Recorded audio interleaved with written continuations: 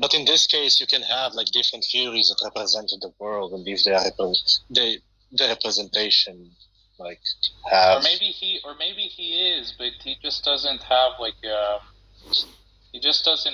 surrealist understanding of like. Yeah, I don't know what surreal. I actually don't know what surrealism means, but I'm talking about his view.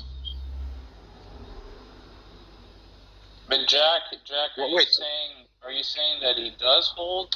He is going to be committed to saying that the external world is as if there's just like one particular theory that like accommodates an explanation for that? Or are you just saying that in the stronger sense, the world is as if like one particular theory is true?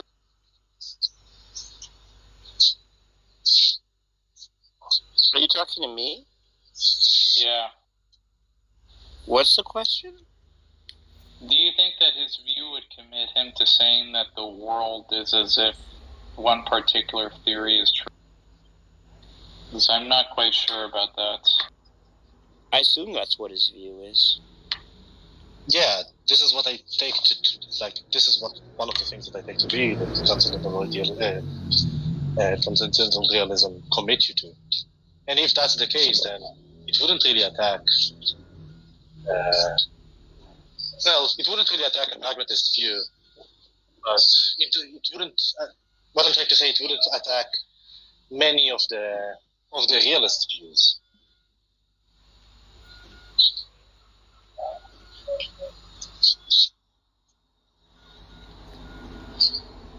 Oh no, that appears to be. Well, yeah, maybe that is an entailment from his view. That just appears to be like much stronger than just the first statement alone, which you could also hold to as like some sort of realist. No, because the first statement doesn't really imply that there is only one theory that truly corresponds to it.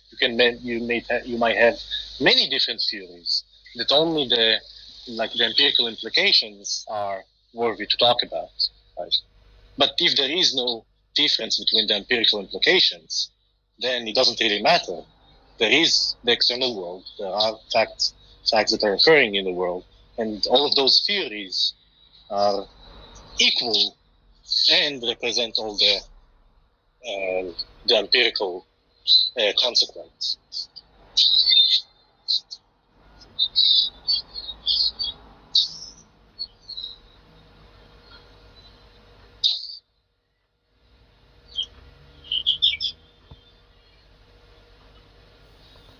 Yeah, I don't know. That just seems like.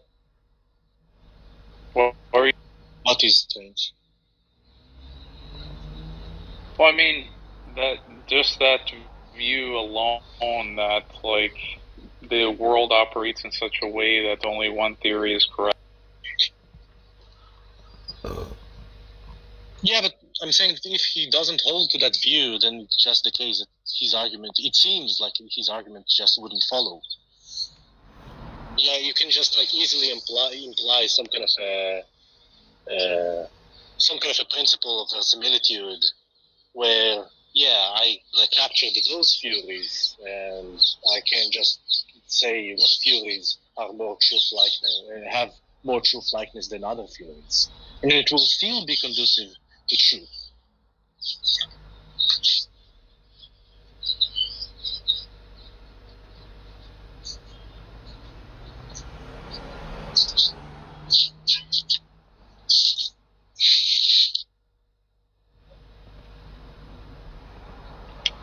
Yeah, it's also tired.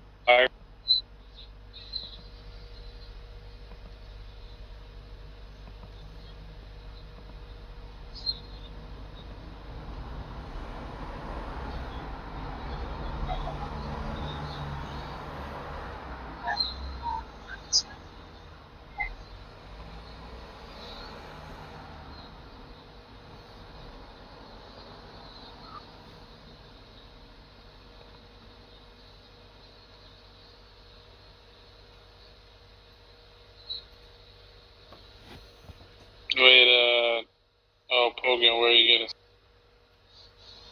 I was gonna make a Star Wars joke, but I forgot the joke. Knew it. Yeah, you were gonna like launch the joke. When you unmute, it's just like droid and come.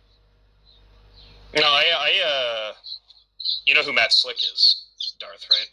Yeah, of course. I ran the interpretation argument against him the other day, and he predictably did not have a response to anything that I was saying. So it's not true that I only mic up for prequel jokes. Wait, what? Which version of the interpretation? Which version of the interpretation argument?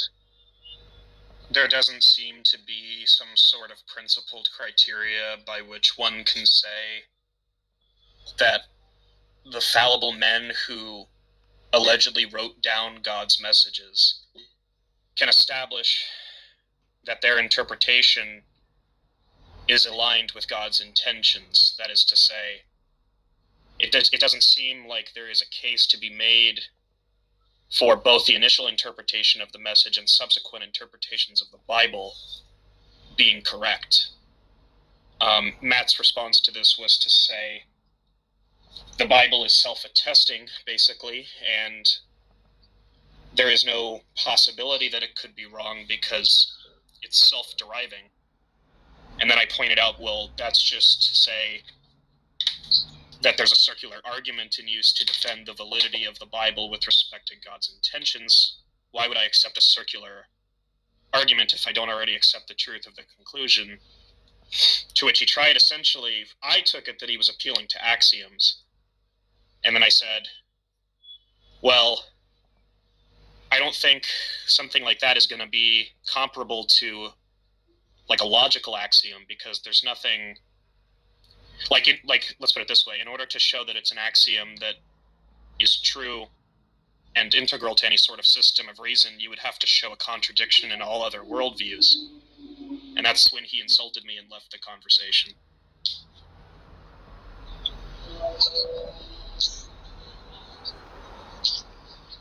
Yeah, I'm not entirely sure about that argument. What is LSF-53?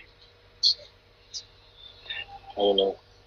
Because I know that there is one argument that is ontological. LSF is the low scale. Invite him up if you want to hear some Britmonger not understand the arguments and talk shit. I mean, Darth, is that... Do you, Yeah, I understand. Either okay. he's just gonna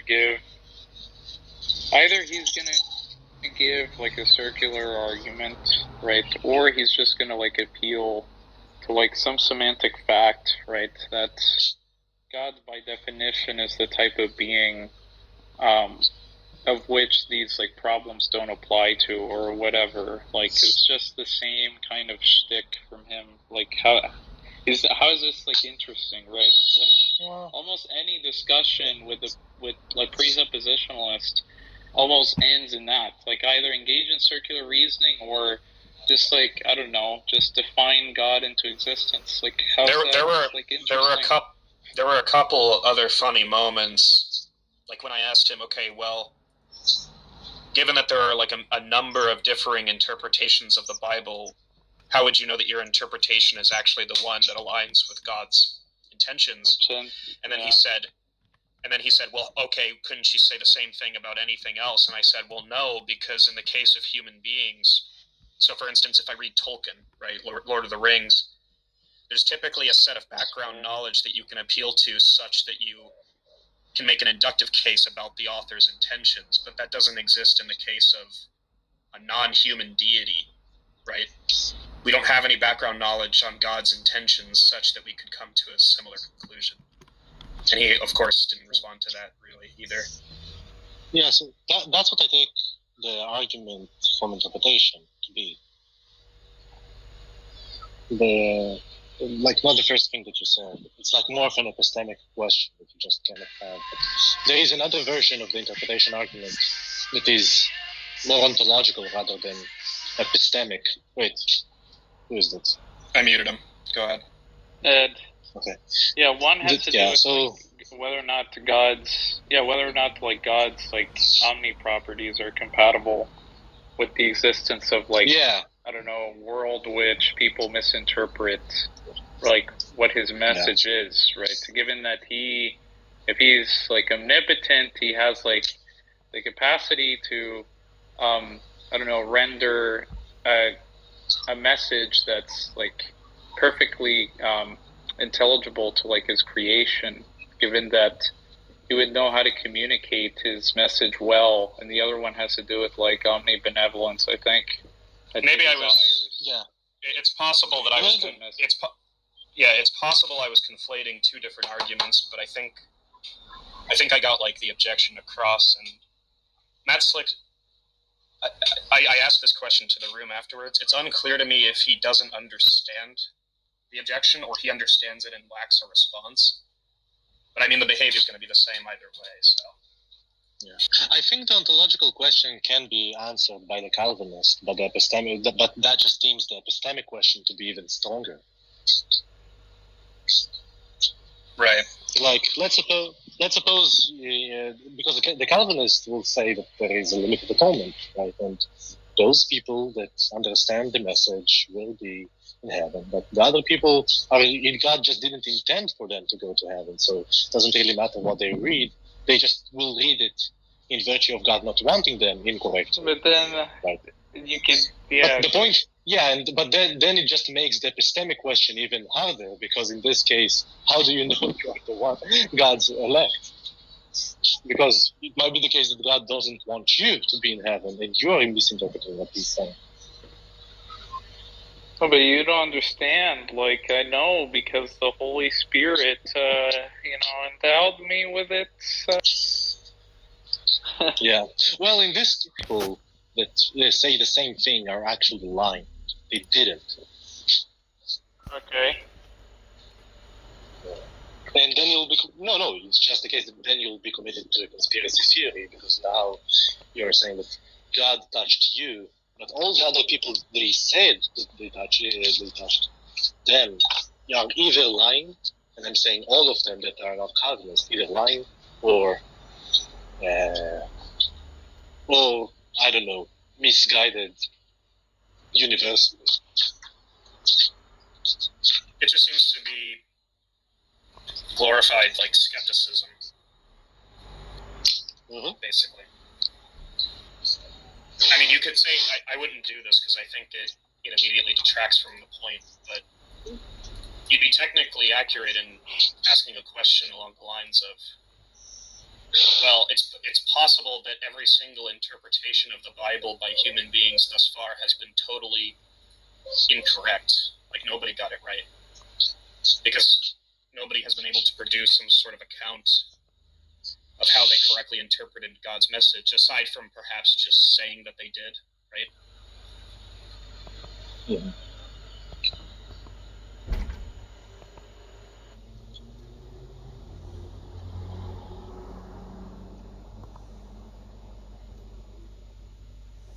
I have a question. Jack can answer this because I know he's familiar with the argument, but feel free to chime in. Anyone else? Are there any, theists in academia who have addressed the argument or responded to it? Like, has anyone run it against somebody like Craig or whatever?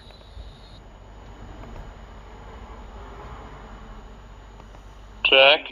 I don't think so. It's not an argument in the literature, really. I mean, I think Dawes has some kind of argument like that in Theism and Explanation, but I don't know who's responded to it.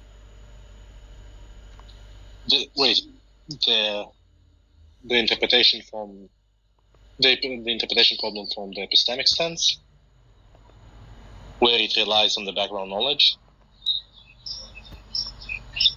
Yeah. Well, that is in the literature. I think it's called something like the problem with religious scripture or something like that. Who's written on that? Yeah, I think I saw it once on the SCP. Wait a second, let me see.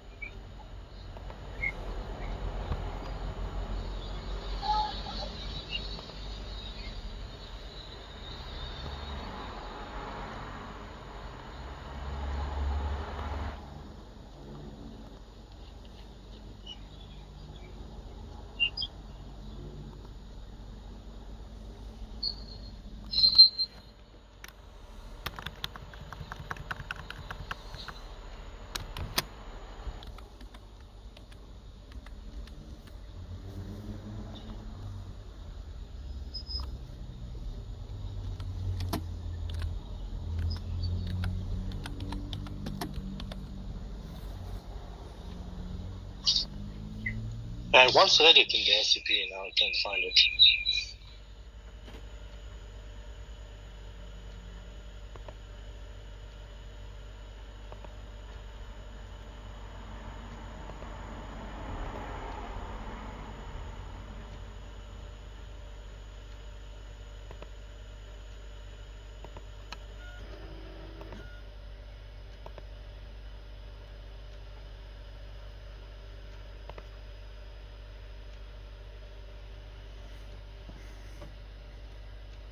Sorry. Always on the move. What section of the SCP? Because there's like one article on meaning and metaphor that talks about something similar to the interpretation argument. But I don't think you're referring to. No, I'm not referring to that. Yeah, the title was something like the problem of religious interpretation or something like that. Bluetooth connected. Here.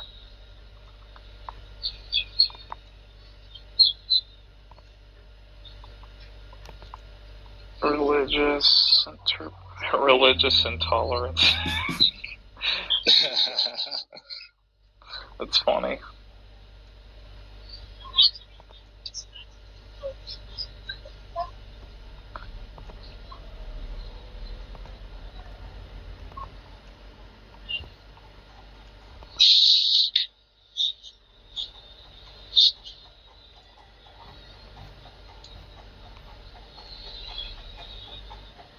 Another happy entailment. Well, there's a sec.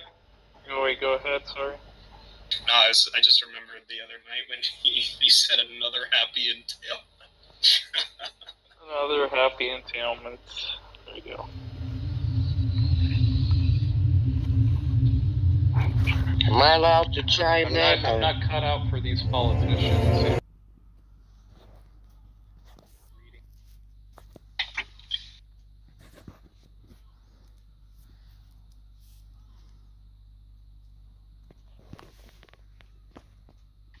Godless girl.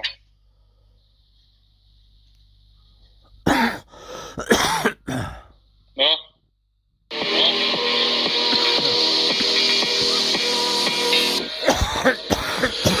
Yeah, I don't understand how there was 50 people in my room listening to Rashad versus to some Bartologist. semantic fact would be just to say, for example, my room's boring right now. I want to be in here. Like what it means. Complain that I like spice things up. Like what's wrong with people?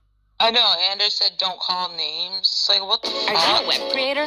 Get ready to up your WordPress game with Elementor, an award-winning website builder. Elementor. Expect me to do like Rashad. He's just gonna like. Luke is considered to be one of the greatest historians of all antiquity. Like, of course, no serious scholar questions it. People that question blood sacrifice are not anyone. Like he was just bringing up. I asked him for an inference, and he gave me something that wasn't inferential at all. He just gave me his stupid intuition. He ran away. Yeah, it's just like, this is what I demand. This is what I count as justification. Okay, how do you meet your burden now? Just like, it's just a simple question. Like, I don't... Like, he wanted to say, well, you could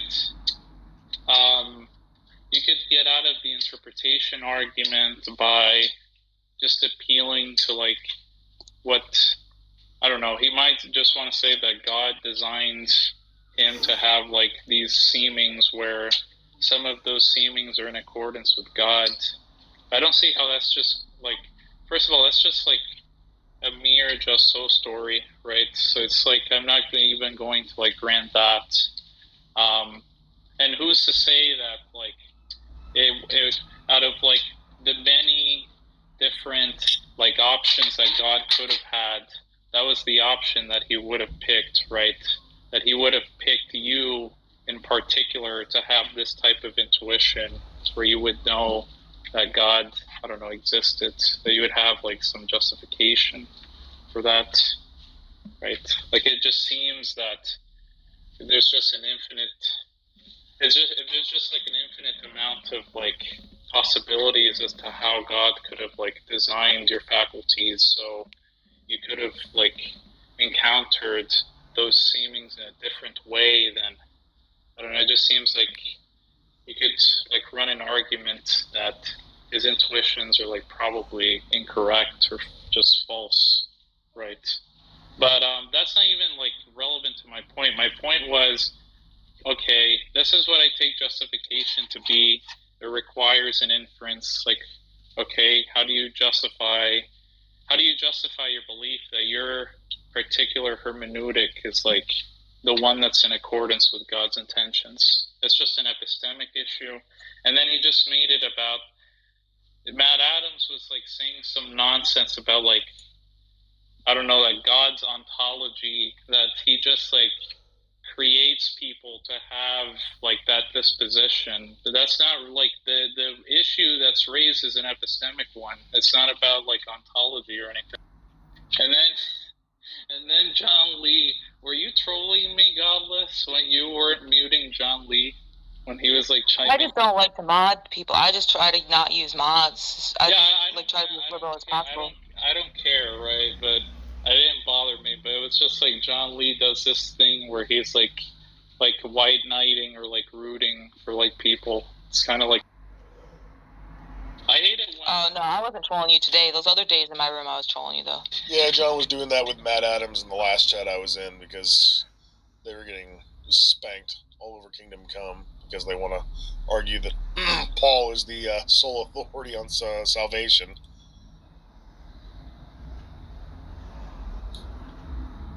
Richard Brown is live with Chomsky. I don't know who Richard Brown is. Richard Brown was the guy who reviewed my debate on the problem of evil. It's like this. He's like a professor at Columbia University who like works in the philosophy of mind. Chomsky is old as fuck. How is he still doing streams and shit? He's like 90 something. Well, he just has an ultimate. That's why. Yo, it's King Xerxes, bro. Did you finally come to the good side and stop making that bad argument? What are you talking about? Oh, here we go. Remember when you said that like the only two options were going to be that like when you say God is good, it's either going to be that the view of the good is something that transcends God, is that what you said, or that's a tautology?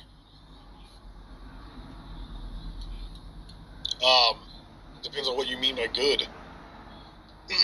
Yeah, I'm saying depending on how you define the good, that statement, God is good, your view is that it's either going to be a tautology or it's going to be some kind of notion of good where it doesn't depend on God.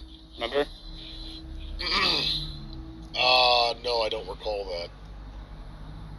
Oh, okay, never mind then. You said that though. I would, maybe, depending on the context.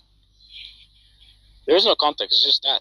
When someone has like a concept of God and they say God is good, it's either a tautology or... The only time I ever make that argument is when Christians give those half-ass responses. Things are good because God commands them, or God commands things because they're good. And then they'll usually answer something stupid like, God commands things because he is good. Okay, well, I don't know how that, like... Well, you know, look, if you're saying you don't remember saying this, I guess it's fine. But you hold to that view? With the Euthyphro dilemma, you have morality being arbitrary, and then morality being transcendent to God. And then Christians, to get out of that problem, will say that God just is goodness intrinsically, which is meaningless. I'll just ask you the question. Do you think that when someone says God is good, it's either going to be the case that morality transcends God, or that's a tautology? No. It's going to either mean that they're using some sort of normative standard to evaluate God as a moral agent, or they're just saying that God is himself.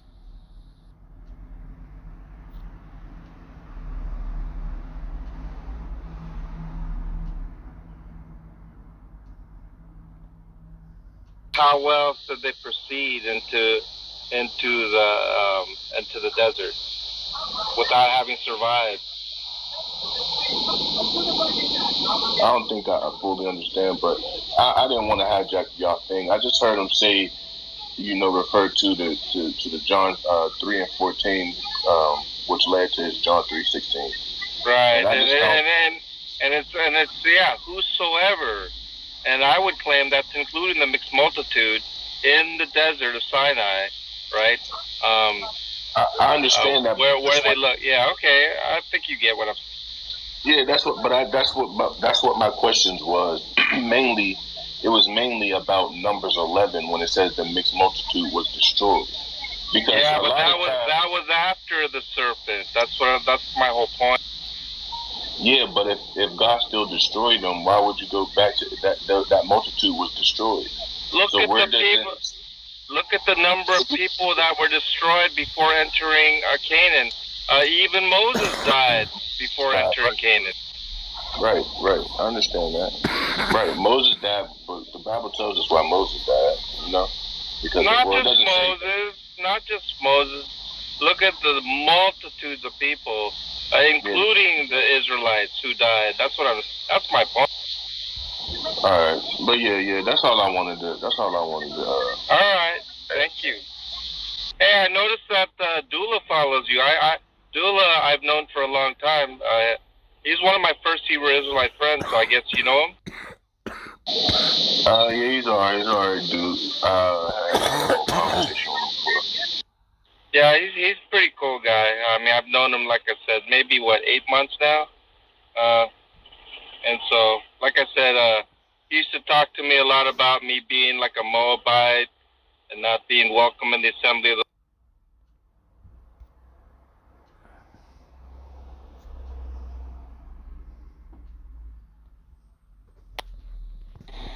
Yeah, so say one that you think is controversial that we'll be all like, wow, that's bad. That's a bad thing for you to think.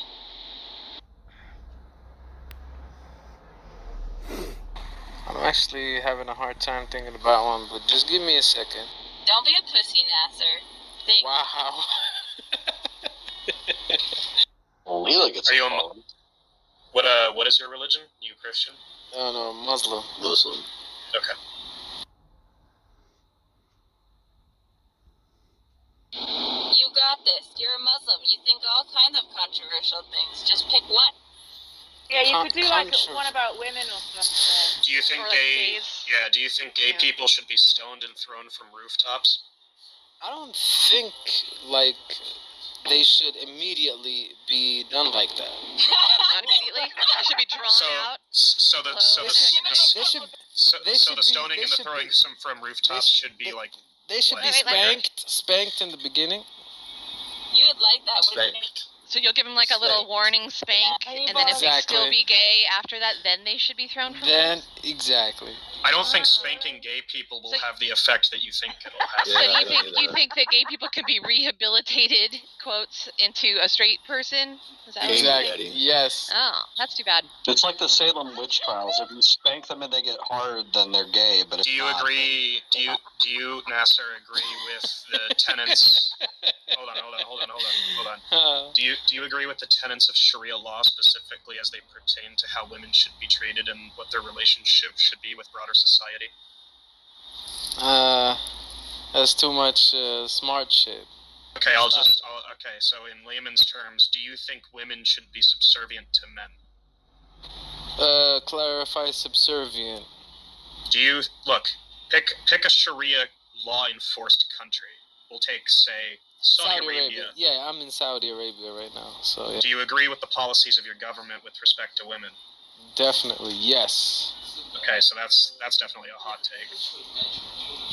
Yeah, it's for you because you don't live here. You don't get to see how it I don't really care what. Look, I don't need to live. I don't really care what you think about it. Can you just not interrupt me, please? I don't really need to live in Saudi Arabia to understand that I don't government really need enforced. to hear your opinion. All right, so that's another interruption. Can I have chill. Can I have some mods or something? Like it's just I don't know what he's Nasser, look, we're trying to have a nice conversation. We just want to understand your views, right? So you don't need to feel like it was not nice though. It was not. I didn't say anything remotely rude. You didn't let me finish. All he said was it's a hot take. That's all he said. Look, the point I'm trying to make to you is I don't need to live in your country nor experience the norms of your country to take issue with government policies designed to suppress women and make them second-class citizens, right? There's a reason why I would object to that. It's largely going to be due to the fact that I don't think reducing women to that role in society is morally justified, nor do I think that any weird appeal to like Islam or Sharia law is going to justify that either. It doesn't really matter to me what you or anybody else in Saudi Arabia believes because I consider it to be immoral. Why? Tell me why. Because I don't perceive women to be second-class citizens, nor do I perceive them to be inferior to men. Hell yeah, nay. Why do you believe they are considered second-class citizens in Saudi Arabia? Because the policies of your government allow. Where did you read that? Wikipedia? The third interruption. Look, the point is, you're not going to establish. Look, let's try this way, right? Mm-hmm. You agree that the policies of your government prevent women from doing things that men can do, right? Mm-hmm. Okay. Now, the basis for that is presumably rooted in Sharia law, which defines, among other things, women as, in effect, subservient to their husbands, correct?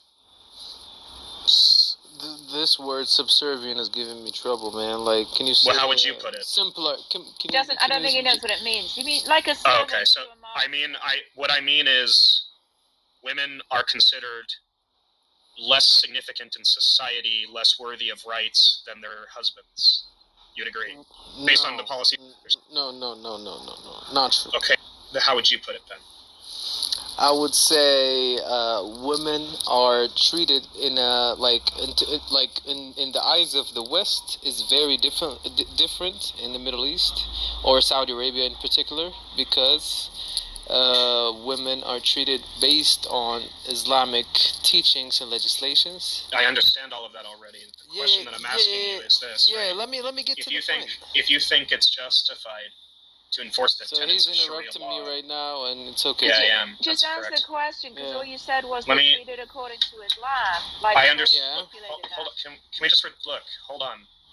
The point is, I understand what you want to say there, right? Oh well, you don't understand because you're a Western white man. Whatever. I accept that. That's facts. That's facts, though. Okay, but there's nothing.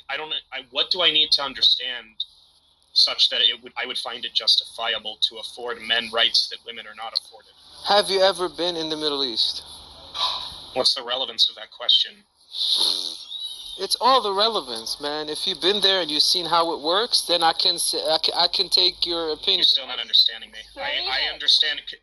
Look, I don't need the help. Thank you. Look, the point is this. I understand that regions of the Middle East are typically dramatically more conservative and rooted in religious beliefs than the West. All of that is already known. But I don't have the belief that women are inferior to men, nor do I have the belief that women should not be afforded rights that men are afforded. Now, I'm asking why you think the opposite should be the case, and my assumption is that you're going to say something like, well, it's a tenet of my religion. Is that correct? The way you put it out is not correct. The way you put it out... Then how would you put it?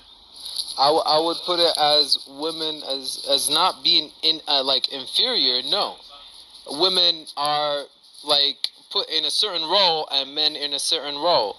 They're still equal though. How can they be equal if women are? Look, it's the case when you that think women. Equal, when you think equal, stop yelling. 1 second. No. Stop yelling. If women are not afforded certain rights. Stop being a pussy and listen, okay? If women are not afforded certain rights. No. I'm not listening to you. Look, I gotta talk right now, so you need to shut up real quick. Look, you're not gonna say anything that we're not already aware of. Is why I'm saying. No.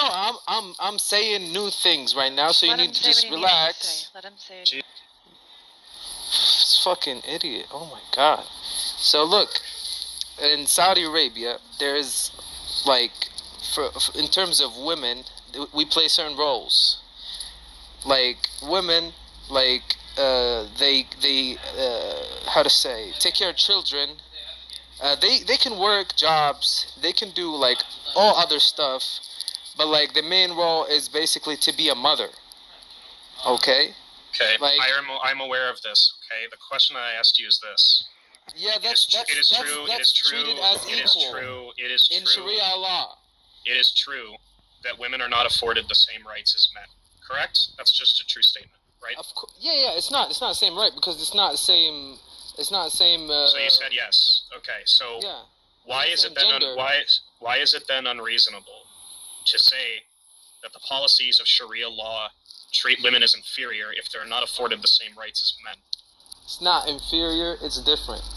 If they're not inferior, why are they not given the same rights? It's not inferior. It's different. This is a male, and this is a female. This has a role. This has a role. That's it. Do you believe men on the aggregate are better than women in most tasks and roles? Aggregate?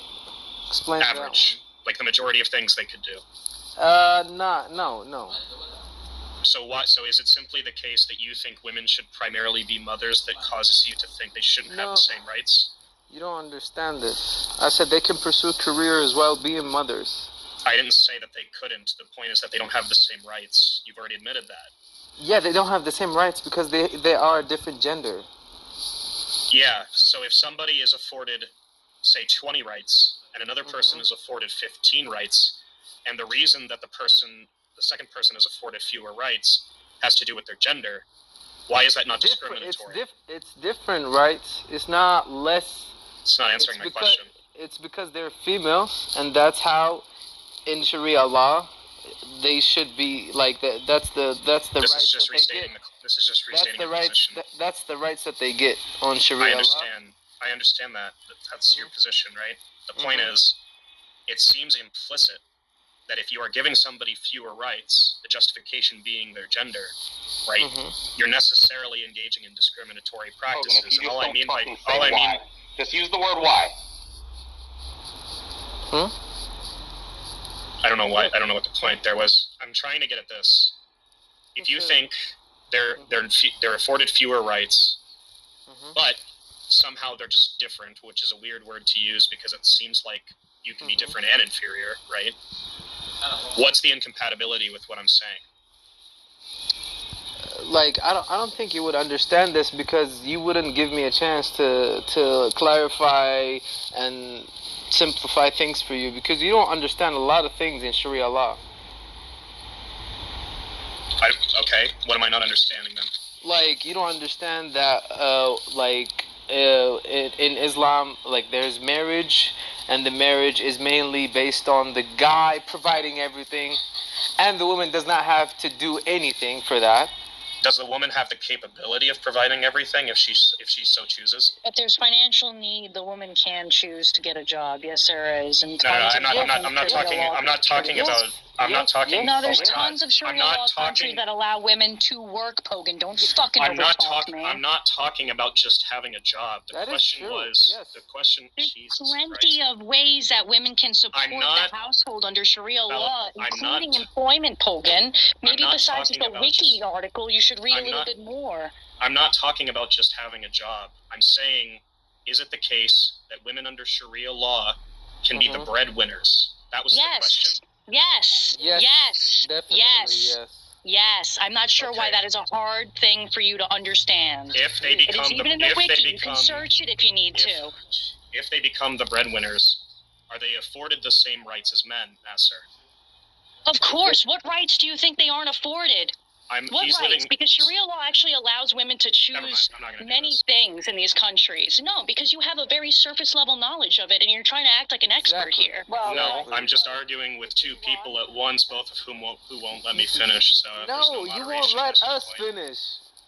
Hogan, you interrupted me when I was explaining something to you. You would just talk over us, and you would just state your fucking opinions, man. Just conceded that women have fewer rights than men in the country he lives in. Nasser doesn't know what the fuck he's talking about, but I could talk about Morocco.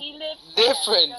Yeah, we're talking about Nasser. He lives in Saudi Arabia. I live in Saudi. Right, but again, that's still not a Taliban understanding of Sharia law. Of course. I never said it was a Taliban understanding. I was asking questions pertaining to his view. Though. That's what you think. No, it's not what I think. No, it's not what I think. Look, if I get interrupted every 5 seconds, I'm obviously not going to be able to flesh out what I'm asking, right? That's the problem. You were asking some bullshit, though. Like, you don't understand shit about this. This guy's hilarious. Nasa, can I ask you what different rights men and women have in your country? I just don't understand why there was like zero moderation there. It's fucking ridiculous. Oh my god, you're such a little bitch. Exactly, Do they have, Shut do they have up. the same voting rights, Nasa? Men and women? Voting? No, we don't have voting. We have a king. Don't you, is there any voting in Saudi Arabia for anything? No. You don't vote We at have all? a king. Local It's a kingdom elections? of Saudi Arabia. No one votes for anything. Is that right? Nothing. It's a king. There's a royal family called Al Saud. That's why it's called Saudi. That's why it's called Saudi. It's the family name of the royal no family. voting at all? Okay. Nothing. Okay, let me check. She didn't know about this still? Damn. I knew it was a monarchy. My understanding was that you vote in local municipal elections. Yeah, Who runs no. the city now, sir? Who runs the city? Look, the point is, a prince from the royal family. Yeah, it's all princes, constables, in Saudi Arabia. Same in Morocco. There's no voting. It's all done by a king and a monarch. yeah, the point was if you can, like 5 minutes ago, you conceded that regardless of the reason, women are afforded fewer rights. So I it didn't seems say like it seems.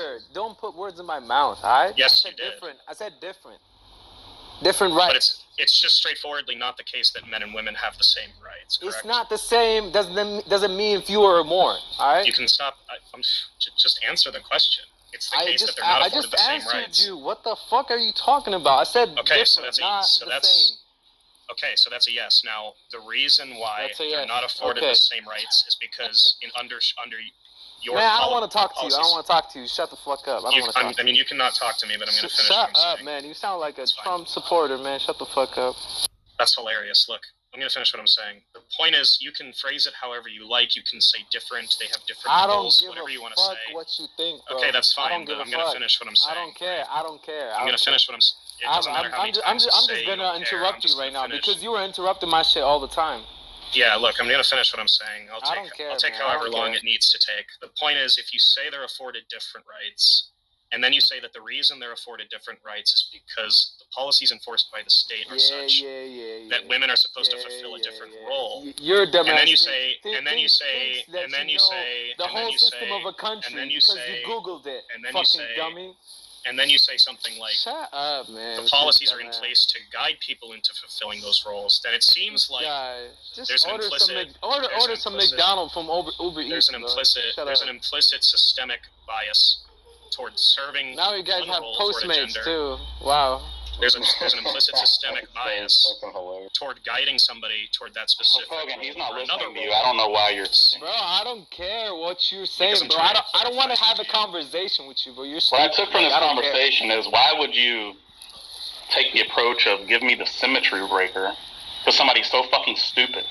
Like, why can't everybody just be more fucking simple and speak like a normal fucking person? I mean, when people allow interruptions and there's no moderation, you tend to not be able to flesh out your questions. That's this guy will never be able to give the reason when it's fucking boiled down. He's stupid. He's going to literally keep saying it until somebody gives him mods. I don't want mods necessarily. I just want people to not scream over me when I'm asking them a question. No, you didn't give me the chance to do anything, so you should just... I don't want to have the conversation your time anymore. with this dumbass, please. Please. For your own sanity and ours. Don't seems like there's a double. Just seems like there's a double. Look who's talking. Look who's talking though. There's lots of inconsistency. That's right. There's lots of. But there's lots of dicks.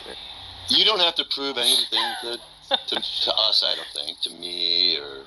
I'm not trying to prove anything to you. I'm trying to point out that even if he says, like they're supposed to fulfill different roles, it doesn't change the fact. Just in general. He's too dumb, and even if he weren't too dumb, he doesn't care. So what? I'm just. They just want to flex. Just let them flex whatever the fuck they want to do. I'm sorry, I forgot. It's the content hour for Tom. You understand? I don't even think Tom's paying attention. Probably not. I haven't even been here. What are you guys talking about? Yeah. I didn't even do anything. Okay, so... Yeah, not interested in having a conversation, man. Just get the fuck out of here. So no, you get the fuck out of here. Look, the point is, Nasser, you're not going to be able to give any other reason other than that's the way it is, and I like my emotions. That's what Pogan tried to say in all those words. No, Pogan didn't give me a chance to speak. I don't like it. I don't like it. Oh, I'm sorry about your emotions. You not liking things. What the fuck is my emotions doing? I'm not acting like a pussy right now. Like well, they're making you act like a bitch. That's what they're doing. No, that's your friend acting like a bitch. Didn't even let me talk. The only reason I tried to stop you from interrupting me... Jesus Christ, dude. This dude cuts me off and he acts like I did. Shut your bitch. You're being fucking... answering any questions, of course I'm going to stop you. Yeah, because... No. The thing is, like, whenever I try to answer... No, whenever I try to answer... No.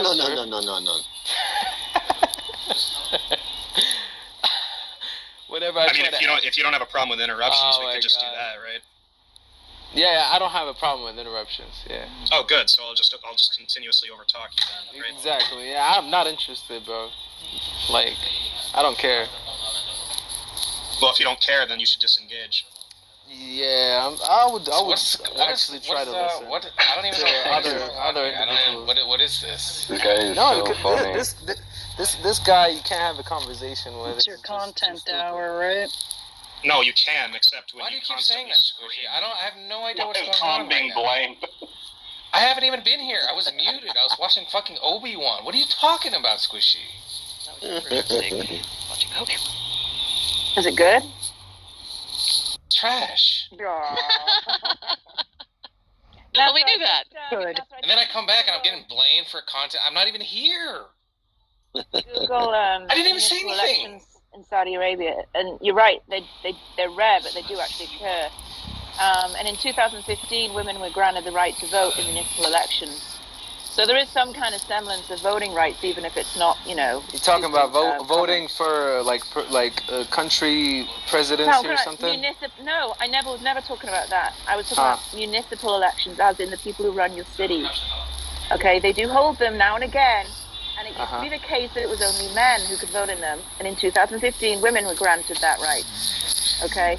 As a Saudi citizen, these are not like. A crucial point of our lives at all. Nobody cares about them. Right. So I also Googled, there's been a lot of improvements recently, right, which is great. But one of the things it said is that women need the permission of a male relative to get married, and I assume men don't. What do you think about that? Do you think that makes sense? That's not true, actually. I have to have witnesses from my family. Do you need permission? Do you need permission?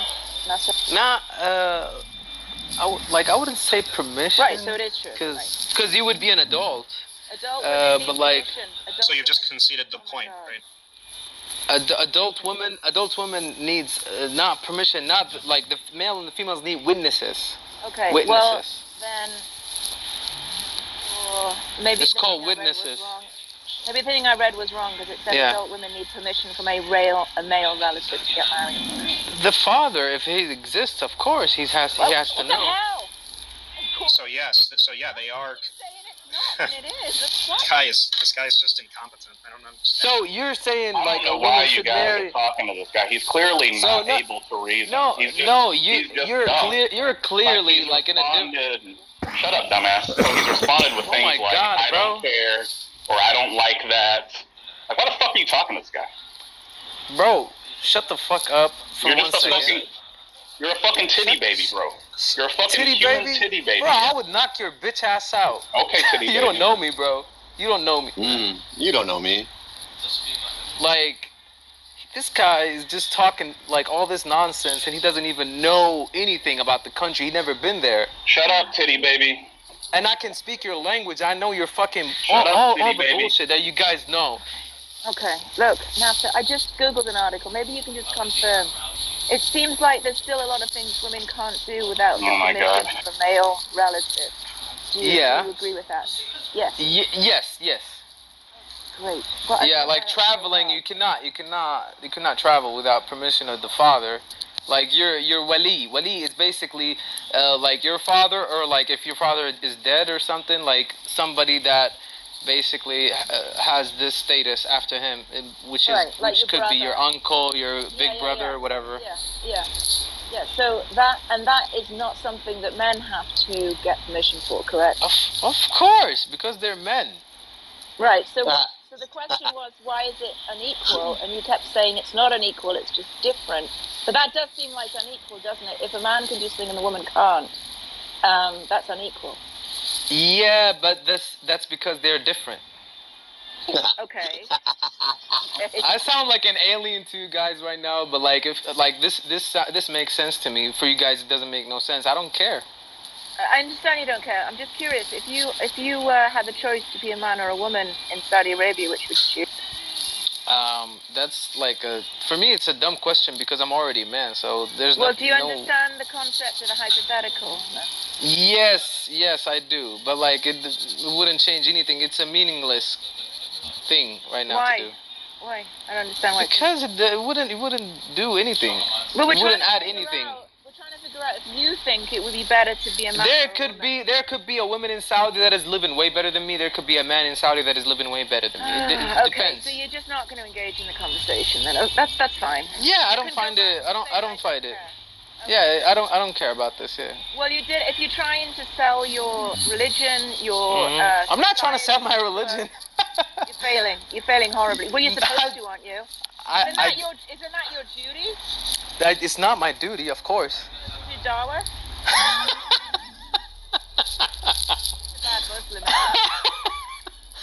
I'm not supposed to give dawah to everyone. What do you mean? Just who then? The people who search for the dawah. Yes. We're asking you questions. We're interested. Yeah, you're asking me. You're asking me not religious stuff. You're asking me legislations that are equal or unequal in Saudi. Like, well, it doesn't tie. Yes, but it doesn't tie to like the basically literally spiritualism. You know, being spiritual. You're just basically attacking those points. And if I don't understand why a woman would want to join a religion where she doesn't get to do the same things men do. Yeah, because you grew up where? Where did you grow up in? The UK. Yeah, the UK. Of course, it's going to be difficult for you to accept it. Well, how are you going to do dawah to people then if you can't make them understand why it would be a good thing to have you around? There are women from the UK that grew up just like you and became Muslim. Do you know that? Yeah, I did know that. I'm not. Yeah, why did they do it? Why did they do that? Like, do they have something wrong in their brain? Maybe they had someone who was better at you than doing at giving dawah. Yeah, of course it could be. Yes. Yeah, that's you're asking. I told you from the. I told you in the beginning, Haiti, I'm not a scholar. You can watch YouTube videos. It's way more beneficial than me. You should work on it then. I'm not your employee. I'm not gonna do shit. Oh, you should tell all of that. Oh, I don't give a shit about poor Haiti.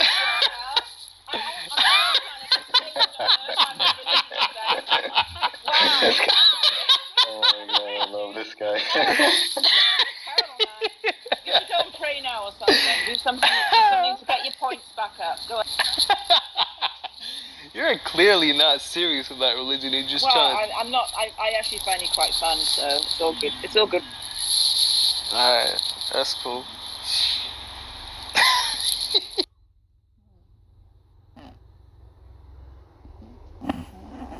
Where are you at, Nasser?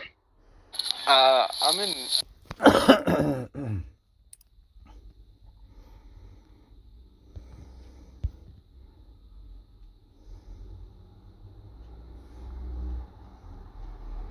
Yeah, so Obi-Wan's garbage, man. Don't spoil.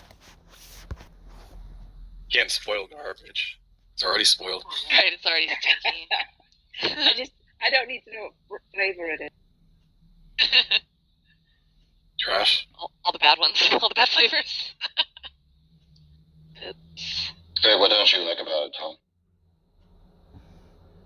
I gotta go anyway, so I guess you can spoil it. Oh, I hate it.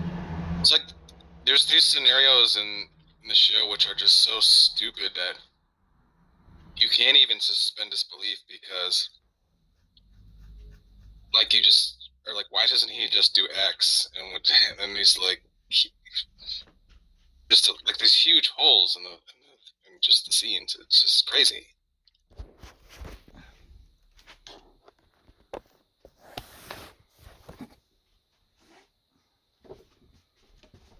JJ, are you there? Son of a bitch, are you there?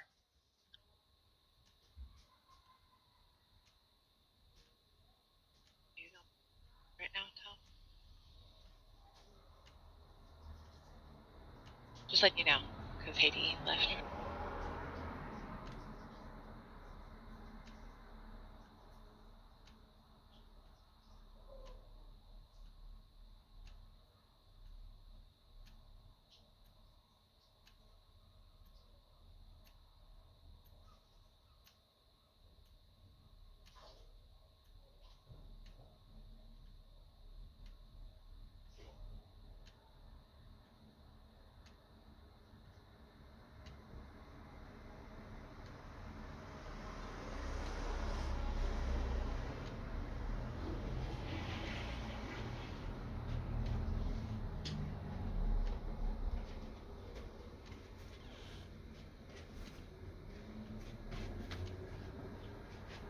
Wait, so Nasser, why do you hate women? What's that? I said, why do you hate women? Why do I hate women? yeah. I hate them because Sharia law tells me to. No, I'm just playing. I don't hate women.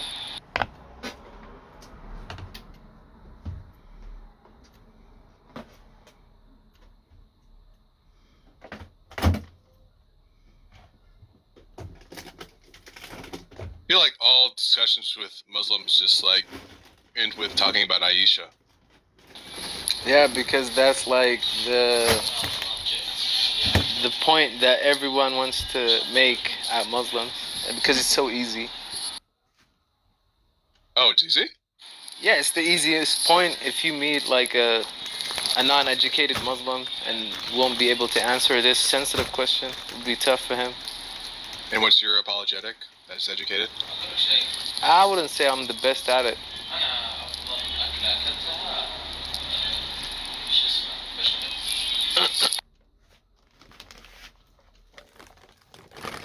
But you still have a response, right? It didn't end up there until you brought it up. He wanted Richard an Brown answer. is talking to Chomsky right now. Man, my answer, you might not like it though.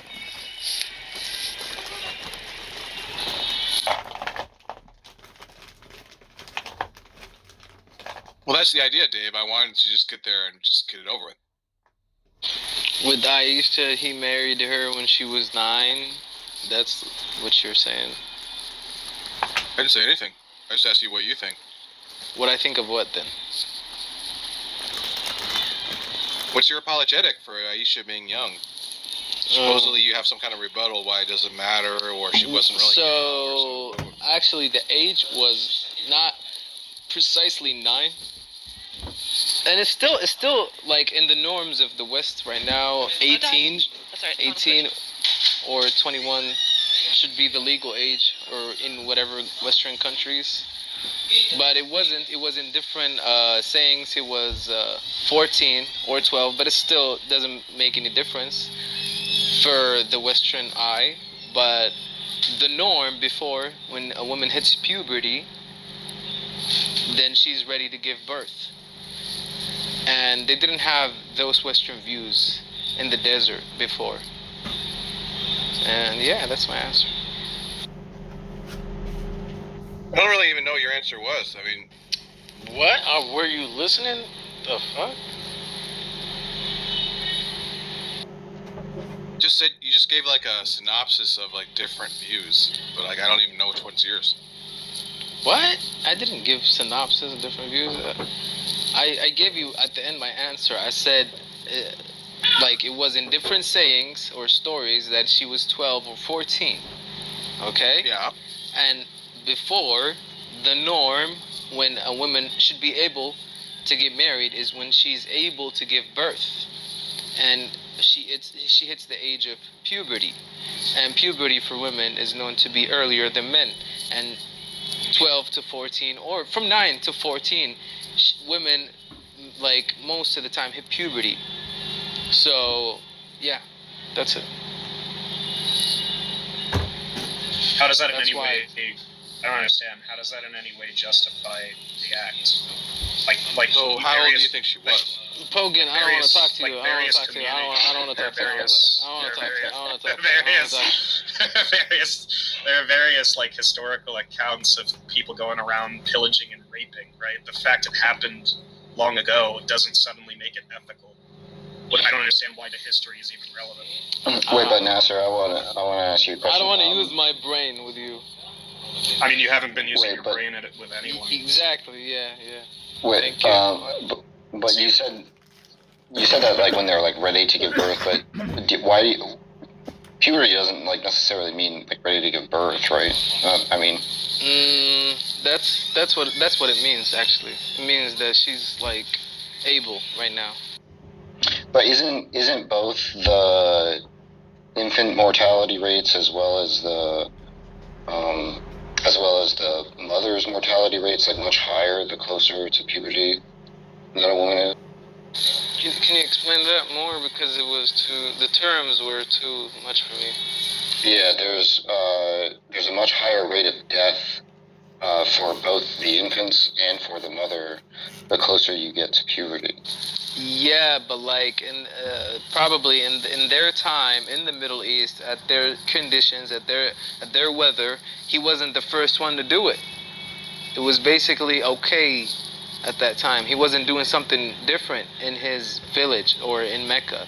It was regular, and women probably were adapted to these things. Like, you know, their bodies and like their genetics were like fine with this.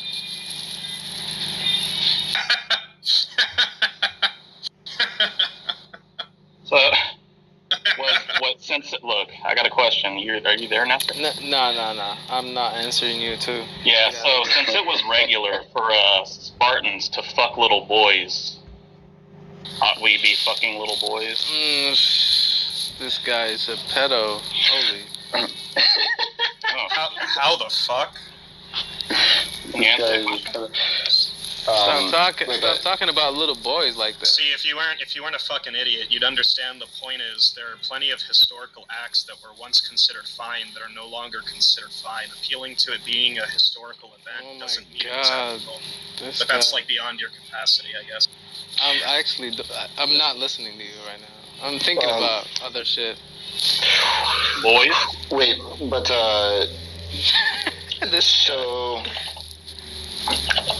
So like you don't determine you don't determine like readiness to bear children like as being congruent with the ability to conceive children, mother children, right? Because it's different to just like have the ability to get pregnant. So look, Dave. So you don't dive in deeper with me because I'm not an expert at this. I already told you that. Find like a good sheikh like Zakir Naik. Have you ever heard of him? No. Ever heard of him, Dave? Yeah, look up Zakir Naik, and maybe you would find his view on this matter, because he does debates, and I don't think I'm the best at this. Okay. No, you're really bad. Look who's talking. The guy with the little boy's thoughts. Yeah, the pedo. Nice one, man. Good one. Wow. Yeah. Hold on a sec. So I stepped away for a second, but like it seemed to be that you were saying something like if they have a period, then it's all good to like, you know, all the boxes are checked. You know, they're good to like have sex with. Yeah. Is that correct? Yeah, I think that was the norm. I think it would get a better understanding. Not for me though. Not for me. I'm not the guy. Not the guy. That's a weird thing to say. So what if you like gave a 5-year-old like some kind of hormones and like induced a period? Would you then like bite your legs? Let me explain it to you. So right now in Saudi, nobody can get married at this age. Nobody. It's illegal. So the norms change. The views change. Nobody would do it. Like Sharia law allows marriage, maybe at 16 or like 17 or like 15, at those ages, with the consent of the parents and the consent of the individuals getting married. But nobody. Yeah, I'm not really talking about legally. I'm not talking about legally. No. Legally is basically Islamically in Saudi. So you're saying, well, then, are you saying it's like objectively right or wrong? Huh? Well, then you can't. It sounds like you're saying it's objectively right or wrong. Then it's controversial. It's controversial. If that's the case, the law can't ever change. The law will definitely change with time. It has to change. Not if it's objective. If it's objective, of course, like when the law is objective, things might change that the law has to adapt to it. Yeah, but I thought you said the law is Islam, but Islam doesn't change. Like, Islam is fixed. Islam, of course, it doesn't change. But like, let me explain something to you. Like, for example, like how to say that? So, when we travel as like Muslims, we pray half prayer. Some of the prayers we pray half of them. So we have 4 rak'ahs. We pray 2 if we're traveling, because it's a college professor to this guy that can barely conceive how to open a goddamn can. I mean, whatever. What's the point of arguing about the meta of a conversation?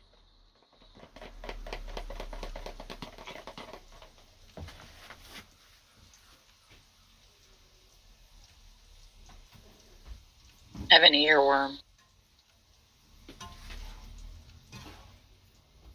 Is that a euphemism for Sock's penis?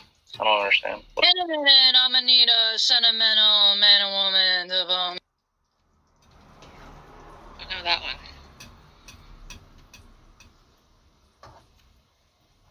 I'd rather have Chinese water torture than listen to this debate shit. Ready to hear that. Anyway, Hades not here now. Tell me about Obi-Wan. Why does it suck? Because Stargate's trying to get me to watch it. Convince me otherwise. No, it's like there's a scene where they're chasing this Star Destroyer. It's chasing one lone, slow transport ship. It's got all the people on it they want dead, including Obi-Wan.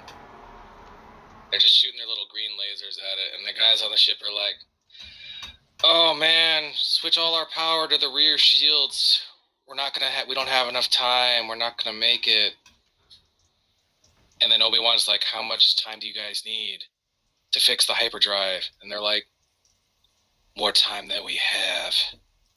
So Obi-Wan's like, "Okay, man, well, I'm gonna take the little escape ship and I'll create a diversion so they come after me because it's me that Vader wants." And he's like, "No, don't do that, man, no." He's like, "No, I'll do it." So this whole time, they're like, the scene is like goes on forever. They're having like entire conversations on board this transport ship about what to do and how fucked they are. And meanwhile, they're on the bridge of the Star Destroyer, just like pew pew pew pew. And it's like the Star Destroyer is like an aircraft carrier. It houses like TIE fighters, right? If they're trying to kill the ship, play TIE fighters. Why don't they just launch the stupid fucking ships? I mean, like the guy said himself, put all power to rear deflectors, and they would have known that, right? So literally one shot from a TIE fighter in the front is like they're fucked, right? So Obi-Wan, that never happened. It's so stupid, right? You're just watching this thing go pew, what pew, kind pew. of tiny transport ship couldn't get bleeped by a fucking star? Well, that's another stupid thing, right? I mean, that's crazy. So then Obi-Wan takes a little transport ship out, and then it's like he's flying in the opposite direction, and he's like, "Oh, Star Destroyer, chase me!" And then Vader and like this other guy are on the bridge, and they're like, "We should keep following the transport ship." And Vader's like, "No, let's follow Obi-Wan."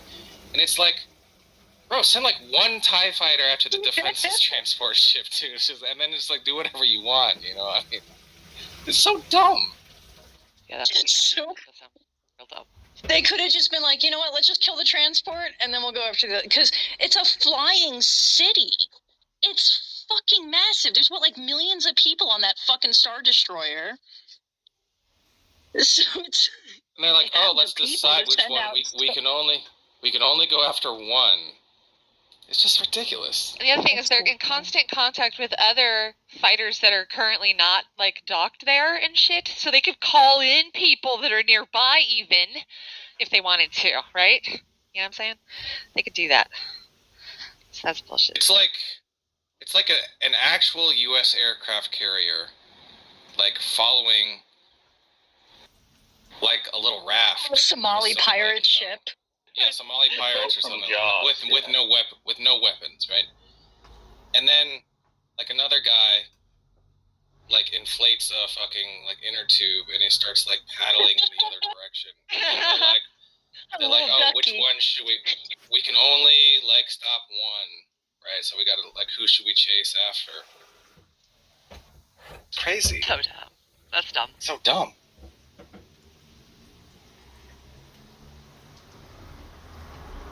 And then like Obi-Wan was like weak. He was like weak as fuck in the beginning, but then he like goes God mode like 6 episodes later. It's just so dumb, dude. It's just fucking garbage. Okay, you're not gonna tell me that episode 6 was bad. Come on. Uh-oh. We were just talking shit, Declan. It was just fucking amazing. Declan's a fanboy. Declan, why didn't they just blap the transport ship out of existence? What? What are you talking about? Why didn't they just destroy it?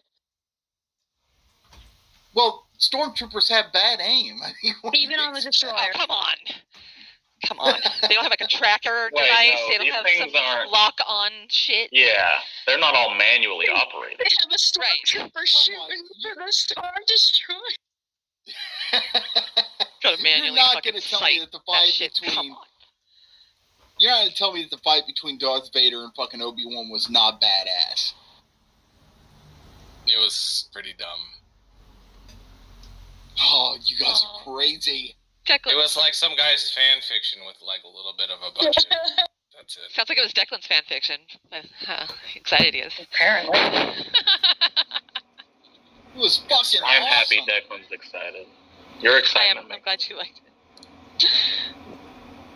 See, Stargate was telling me that it was great too, and I'm like, maybe I'll watch it. He's like, oh, it's so cool, the scenes are so good, cinematography's great, blah, blah. I just give myself a mean paper cut. And like, and then I come in here and Tom's like, that was the biggest pile of shit I've ever seen. I've pretty much hated everything that Tom has also hated so far, so I kind of I'm comfortable taking his word on that, to be honest. That's just me. Raised by Wolves got canceled. Yeah, I know. Just when I was getting good. Although he's liked things that I've hated too, so I don't know. Why'd they cancel it? I thought they had good viewers this season. I heard the tree going inside the serpent was too much like sex. So they got canceled. What? When the serpent deep-throated the fucking tree. Too much like sex? Who would see sex with that? That was a joke. Oh, I thought that something was really literally written about that. Okay. Thank Jesus. Somebody.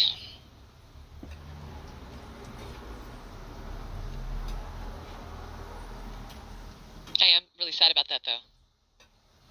I'm kind of annihilated that that's been canceled. Yeah. También. I'll miss them.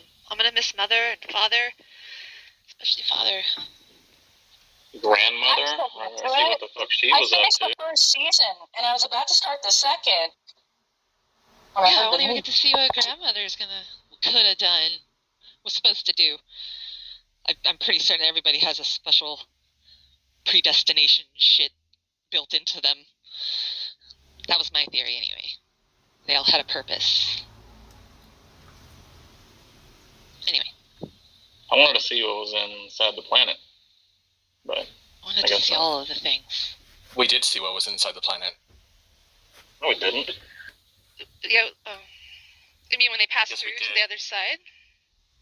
Yeah, they literally showed them going through the thing in the center of the planet. It looked like hellfire. It was like fiery lava land. In Delano. That wasn't silence. I was working. You mean when they went from where they were to the sea tropical place that they ended up? Is that what you're talking? Yes, to the tropical zone. Yes. They had to go through the center. That's how they got there. Do you remember when they went with the ship? Maybe I forgot that. Yeah. Their father nosedived in one of the little pods that they had. Oh, that's right. And they went right into it. Yeah, Delano, more like Didamo. They thought they were going to die. They thought they were like killing themselves, but they really passed through. Just a question here, Tom. You didn't even think that like a moment that Vader and Obi-Wan had was cool as fuck? What bro moment? Where fucking Obi-Wan says, I failed you, I'm sorry, Anakin, it's my failure. And Vader, like, breathes and says, I'm not your failure, Obi-Wan, I killed Anakin. You didn't even think that was cool? Yeah, I'm not so easily satisfied by, like, fan service garbage. The RP. Everybody did. On Moonguard? That was so fucking... We would, like, real play it up and just talk... I don't know. Yeah. On Moonguard, I could log in right now, go to Goldshire, and there's a Fuda corner. We'd go and stand in line at the bank and shit. Like, you could go run up.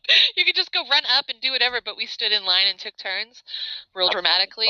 If you go they have the little line divider thing, like at the ropes, We just stood in the rope line. There's an area in Ashenvale where people roleplay slave markets. And so, like, you'd go there, and people are, like, sitting in tiny cages. Like, it's so... like, the little orc cages, the little preview that you could, like, glitch into, kind of. They were just sitting there. I'm like, there's no conflict. You have to hit unstuck to get out of there. You gotta... Oh, yeah, you would have to heart that. Or, yeah, do the rewind thing. Oh, rewind. They're like mages, though, so they, like, must have blinked in there anyway. Like, they had...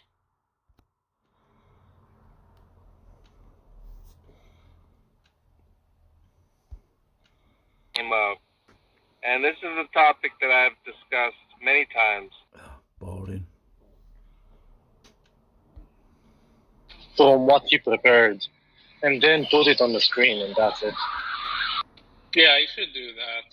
Like, maybe just write it out on like a Google Doc or something. God, I love the Google Doc. Yeah.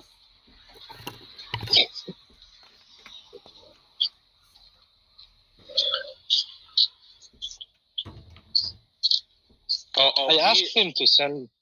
What? I asked him to send me one. Yeah, I asked Victoria to send me one paper that agreed, or at least the most accurate to his views. Detroyer is not. And Detroyer isn't like fond of like the constructive empiricist stuff, right? Yeah. Like he seems to be either. I actually don't know. But what I was about? Yeah. So Detroit, I asked Detroit to give me one paper that is at least very similar, or what I wanted to say.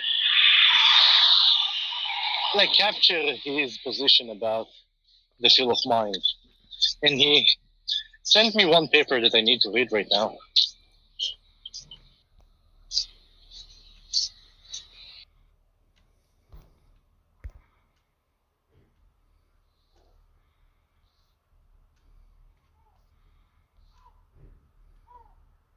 Guess they're charging. I'm not paying these fuckers to playtest your game. Yeah, I'm not gonna do that either. Have you seen I was the about fucking to. Never mind. I'll close drama? Have you seen the drama that's unfolding on YouTube over fucking Diablo Immortal? No, what's going on? I just hit 60. Are you fucking kidding? So check this out. To fully max out a fucking character and be PvP viable, it costs $100,000. Like 160, but in defense, you don't have to buy that shit. The game is fun. Yeah, it's fun. I'm having fun with it. It was so crazy. This fucking dude was like, he got on YouTube as Asmongold, I believe is his name or whatever. Oh, that guy? Yeah, he was doing this review or whatever, and he was looking at this guy's channel on his stream. This guy's like, look, it's not pay to win. Look, this happens with every mobile game. You guys must have not played mobile games before. They get the whales to spend the money, and they come up with an update. And fucking 8 days later, that guy releases a video that says, fucking monetization is destroying Diablo Immortal. It was so fucking fantastic. You gotta look in his background. He's a fucking slob. Oh, god damn it, I got mustard water on my fucking Knish. Is that the guy with, like, grooming accusations, or is that somebody else? I think that's somebody else, but Asmongold, he's like a hoarder. So if you ever look in the background of his streams, you can see like literally like 300 Coke cans on the floor behind him. It's disgusting. And that guy makes $300,000 a month. Disgusting. Yeah, so... Disgusting, and he can't hire a fucking Stanley Steamer cleaner crew. Too busy playing his games. Let him get on with it, it's his money. It's literal oh my god, it's so bad.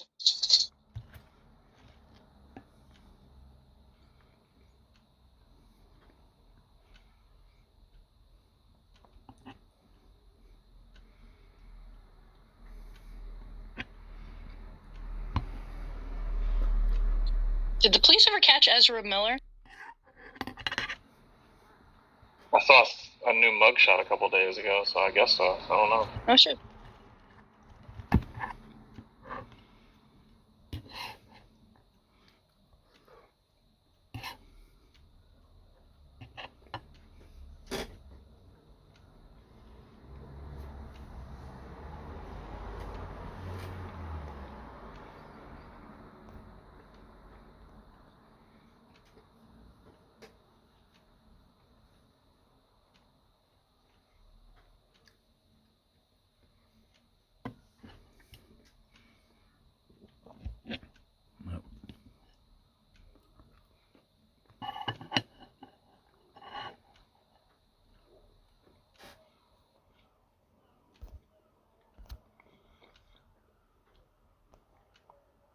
Chores, basically feeding, fighting, fleeing, reproducing.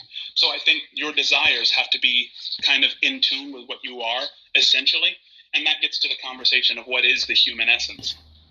And so I personally go ahead, I'm sorry. But Biscuit, like, that doesn't reflect from my point. Like, I do not want to live forever. That to me would be the worst possible misery. You don't want to live forever. No. Okay, well, I mean, I think that the part of you that doesn't desire to live forever is transient. But I think that you are life. And I guess that's unfortunate for your dissociated experience, but I think after you die, your dissociated experience will turn. Well, there was a state of affairs wherein I didn't exist, right?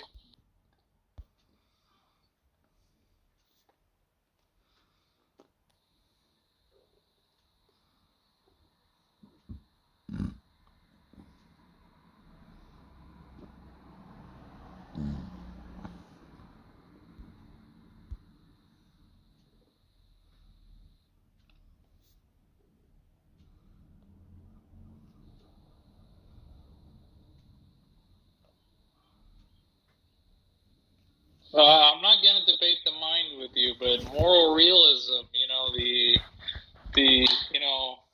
the epitome of, like, great positions, like, yeah, I challenge Lance Bush on that, or anyone.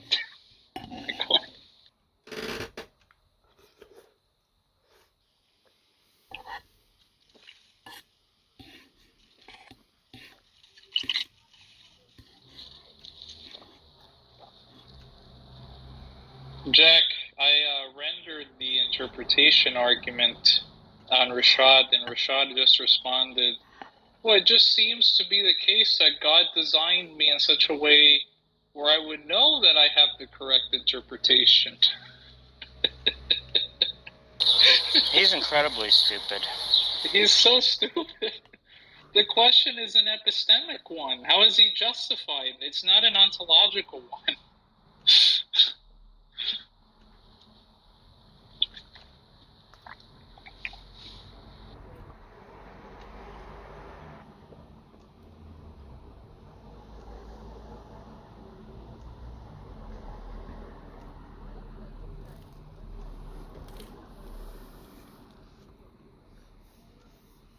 I think it's even a stronger critique against Calvinists, Jack, because how do they know that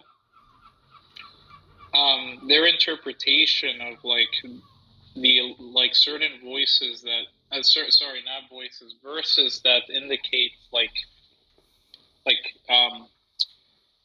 conditional or unconditional election, that they know that they're the ones that are elect or not?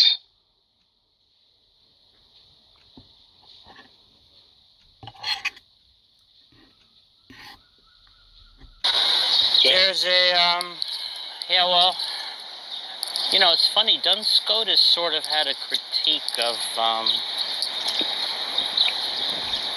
a view that was kind of like presuppositionalism. It was a critique of divine illumination. I think there's an article in the SCP called Divine Illumination. You should look that up. I should look it up.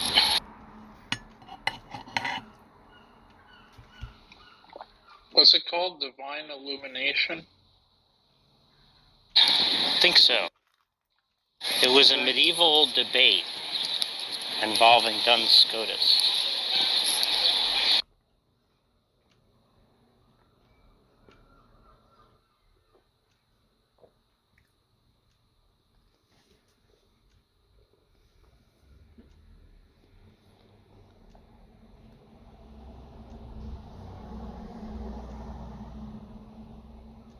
I'll be right back. Mazi Pazi.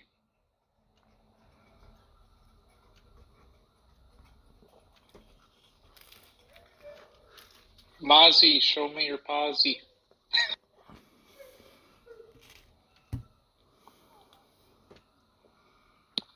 Hey, Sean.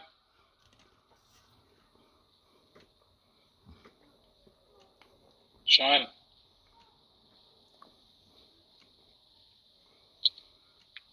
Anyone here? I'm here, Dart. I'm here. Why don't you message either of you, when Sean comes back, because I have to go, why don't you guys tell Sean whether or not he wants to debate Xerxes on the problem of evil, because Sean is an atheist who doesn't think that the logical problem of evil is that good of an argument. But he could troll as a theist against Mr. Purple Lion.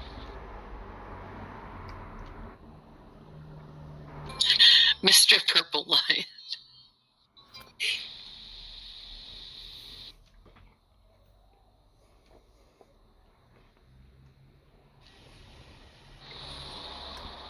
What does Sean say about that? The problem of evil? I heard him saying he had an argument he wanted Tom to address, but I think Tom said no, he wasn't going to address it, or at least when I was listening. It's funny. Yeah, sorry, Darth, I was in a chess game. Oh, did they leave? Yeah. Oh. Yeah, I want to see Sean debate King Xerxes. I think that'd be hilarious. Wait, is Xerxes a theist or not? He's retarded. So an atheist. Yep.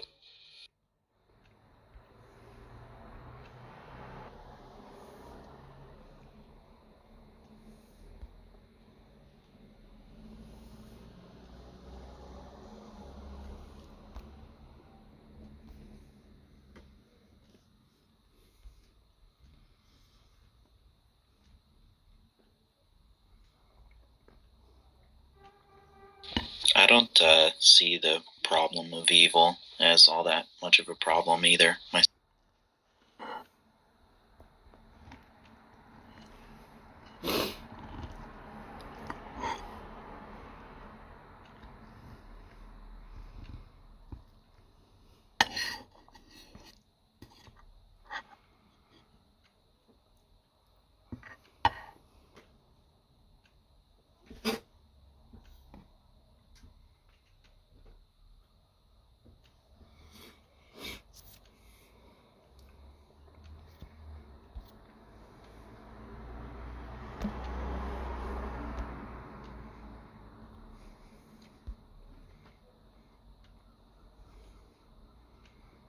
Oh, did the room die? It looks like it's on that route. Rhodey, are you there? Well, I said earlier that he... Oh, there he is. Rhodey, what time is it in wherever you are? 10:20 p.m. Oh, okay.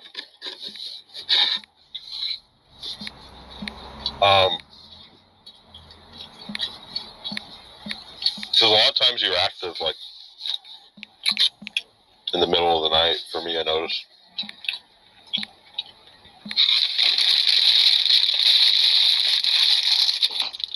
Oh my gosh, Yes, yeah, that's sorry. correct.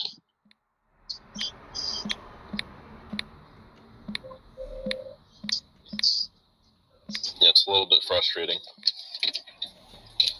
Mm-hmm.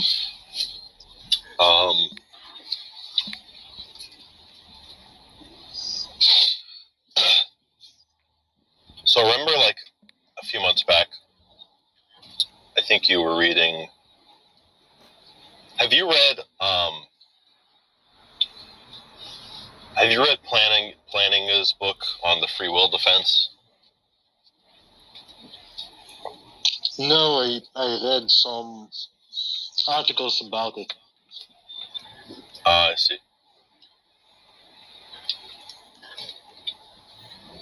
Because you were rendering, like, a version of that I liked, that was very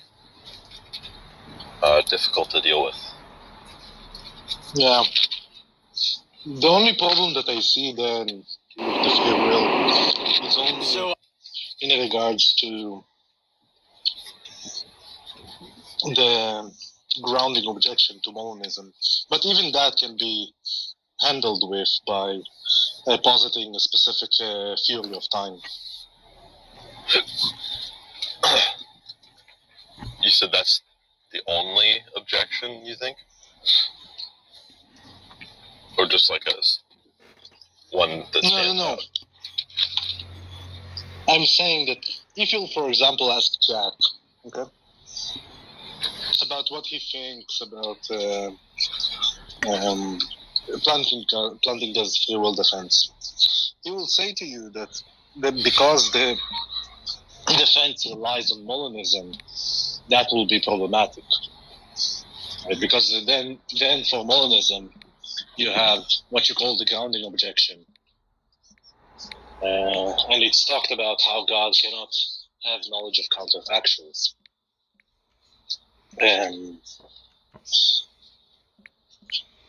But you cannot have knowledge of counterfactuals given that an agent could have do A over B or B over A. But the point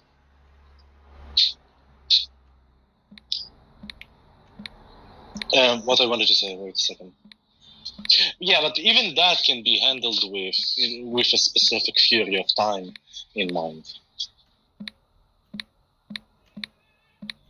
Yeah, what do you mean? I spaced out for a second. But why do you think that this?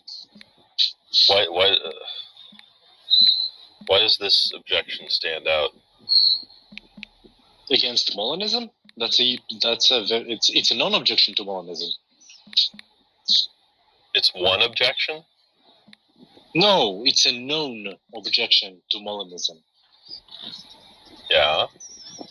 Yeah, with divine knowledge and middle knowledge, foreknowledge, and all of those things. And the point here is that because let's suppose you'll be in a situation in the future, right? Now, in this situation, you can choose A, you can choose B, you can choose C, and there will be no fact of, there will be nothing that will suggest whether you will do A, B, or C. Now, the point here is that God cannot know what you do in virtue of there is no fact of the matter of what you will do, right? It's just not a factive claim. So God cannot have. Today we'll be covering 2 videos of Watchman Nee because he's still trying. A counterfactual knowledge, right, of what you will do if.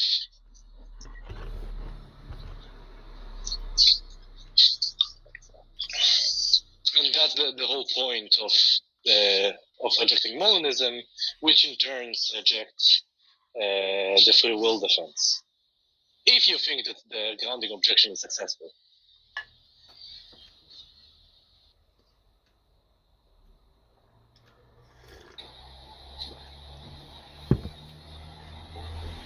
Okay. Yeah, I'm sorry. You asked me something? Because it seems like you expected a specific response.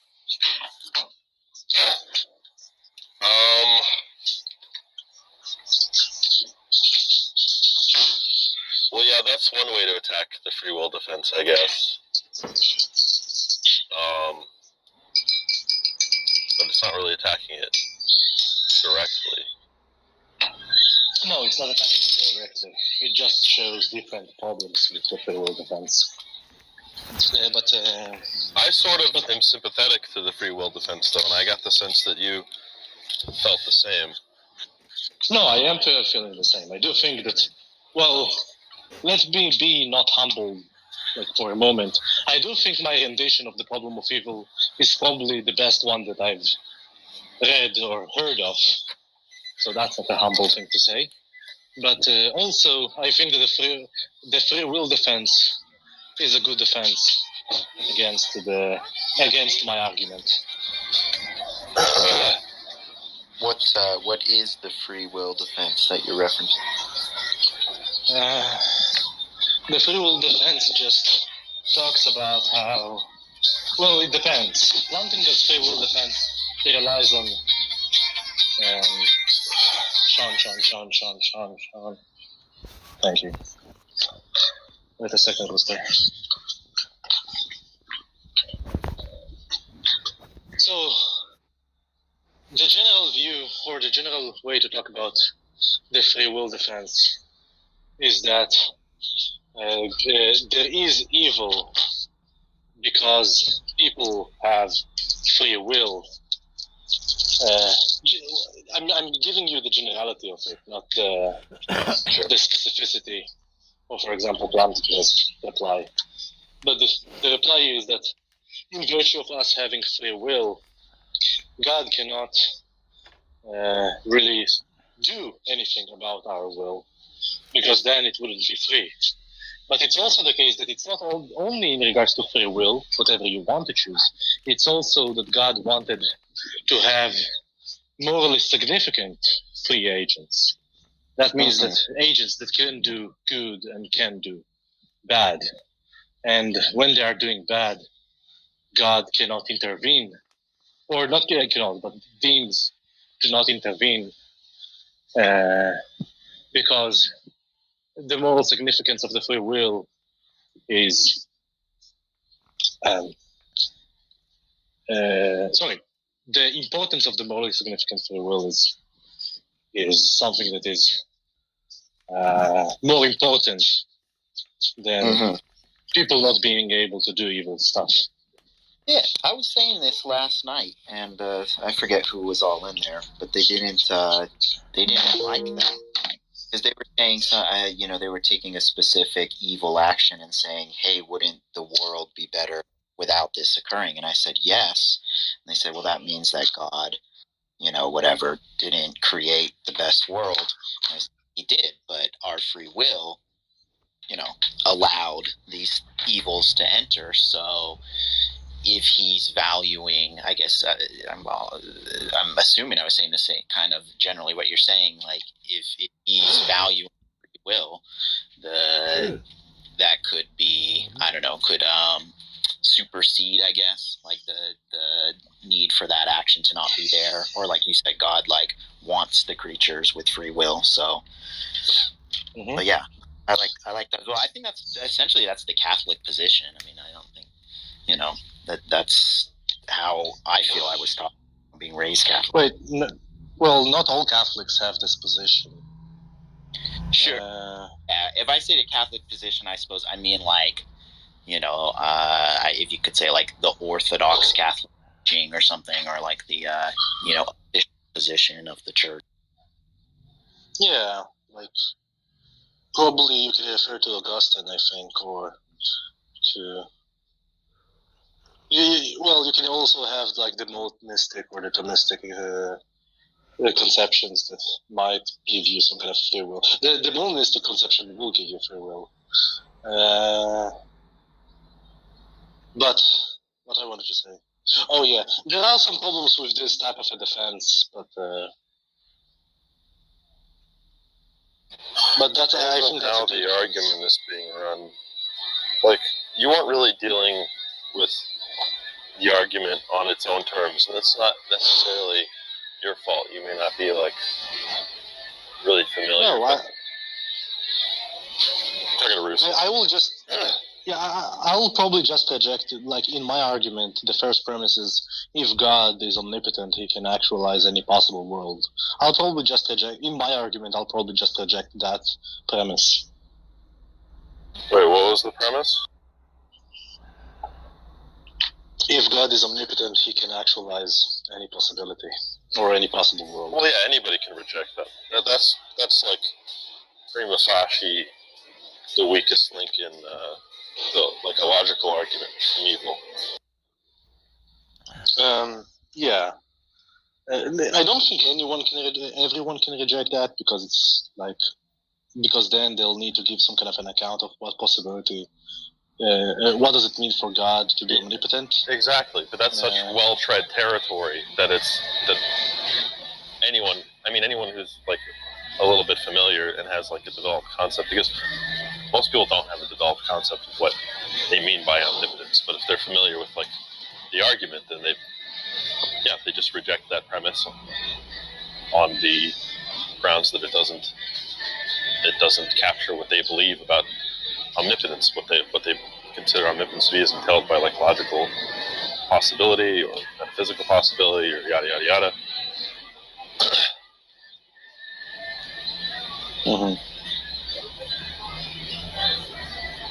The argument doesn't really refer to specific modality. The modality can be chosen by the theist. Yeah, and Mackey's argument doesn't specify. It just says this is like a quasi-logical principle. Because at the time, analyticity was under attack, so he didn't want to commit to any sort of modal claim.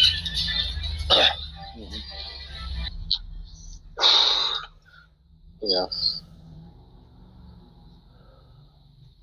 But I think many theists just cannot handle the problem of evil. I do think it's a good argument, right? Wait, you don't think any theist can what? Not any theist. I'm saying many theists cannot really handle with the problem of evil. Depends on how it's rendered. It's like, I think it's like a difficult question for them to grapple with, right? But it's not like,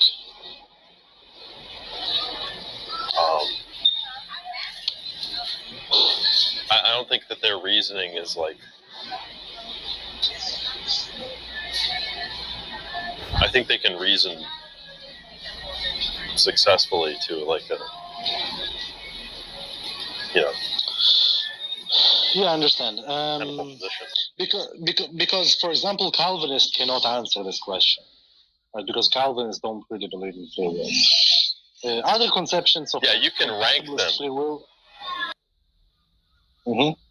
Other conceptions of, for example, compatibilist free will also wouldn't answer the question.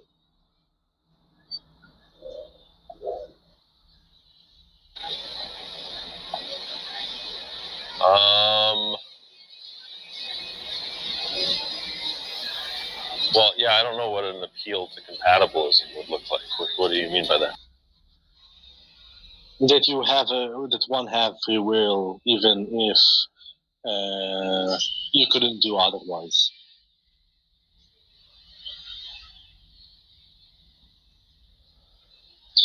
Well, that's just going to be a problematic answer because it's just like, well, now we have to talk about.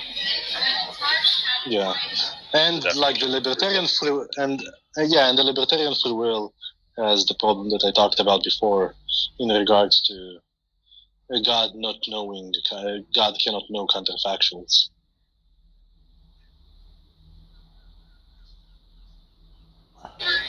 So God cannot know counterfactuals. What is that? Any reason to that? Yeah, so let's suppose God knows. Wait a second. Well, that's the grounding objection. Well, by the way, are you familiar with that objection at all? The grounding objection in this context, not really. It is. So, it is called the grounding objection to Molinism. I'll suggest you to just read it. It's not very long. Yeah, sure. I should read it. But this is what I talked about before, if you remember. Yeah, I remember. So God cannot. But that's the thing, like.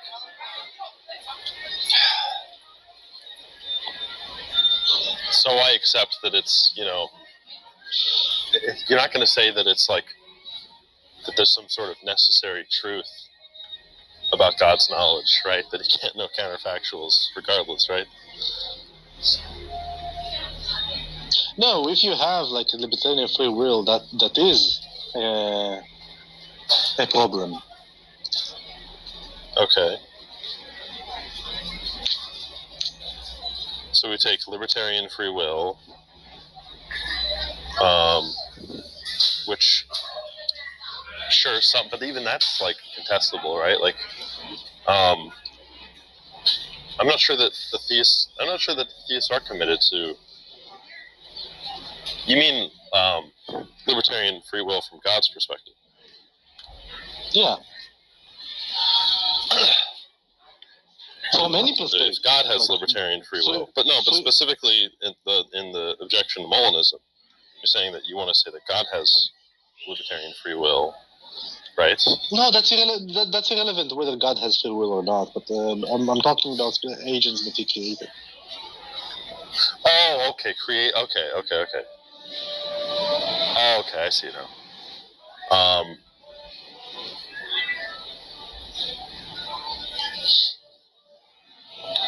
Just think about it in this way. If you could have chose between A, B, and C, right? You can choose between A, B, and C, and there is no fact of the matter what you will choose, right? How can God know what you will choose if there is no fact of the matter? It's like saying that God knows something that is not factive.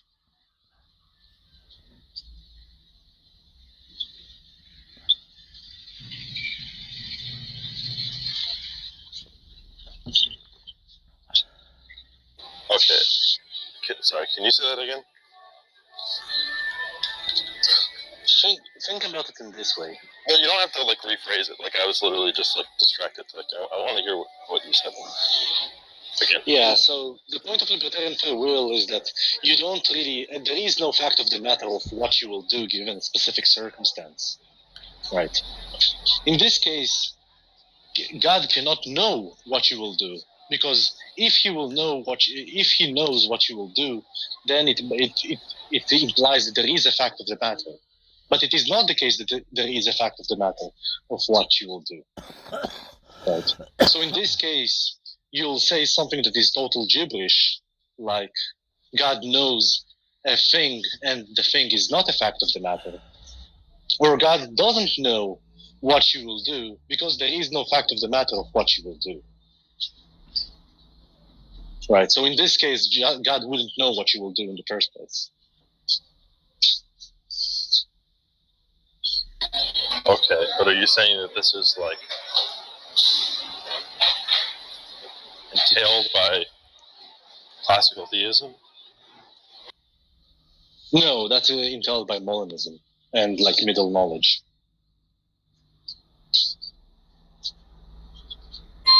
Right, which, okay, so the Molinistic view of classical theism. Yeah, and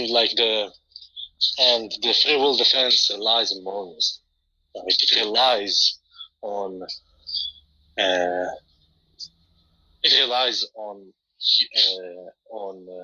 having a libertarian free will.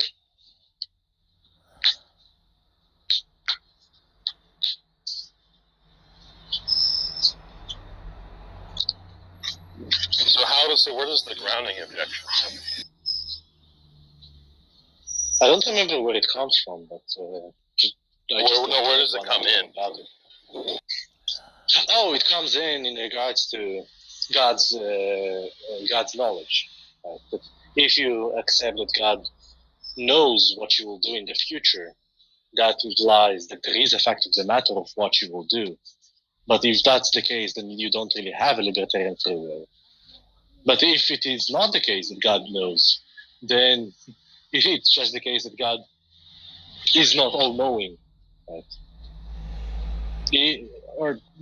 So that there are stuff that God just doesn't know. Right, so... Which is not a problem. You can be like an open theist in... Yeah, you can be an open theist, but then you're not really talking about the omniproperty gods. Or God. Well, I don't think that's true. Wait, why? Just doing the same thing. It's just defining their terms more strictly, right? I mean, nobody. Go ahead. Nobody's saying that God is. Go ahead. Nobody's saying that God is not omniscient because he doesn't know the future. They're saying like it's logically impossible for him to know certain things. Seems like it's logically impossible for him to make a squared circle or whatever. That might be a reply. So in this case, God cannot. There are possible things that God cannot actualize, and also there are things that God doesn't know because it's logically impossible to know. Yeah, that makes sense, especially if you take, omniscience to be parasitic on omniscience.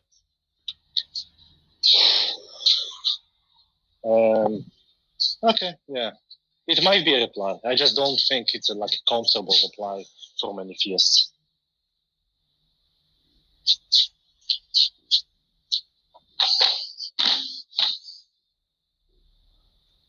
But people that objected to my argument saying something like best of all possible worlds doesn't exist, I think that, or I don't know, or this is the best of all possible worlds, really is really not a good objection. Wait, say that again? So people tried to reply to my argument by saying that there is no such thing as best of all possible worlds. Right. And I'm saying that's a stupid response. And other people objected to my argument by saying that we do live in the best of all possible worlds.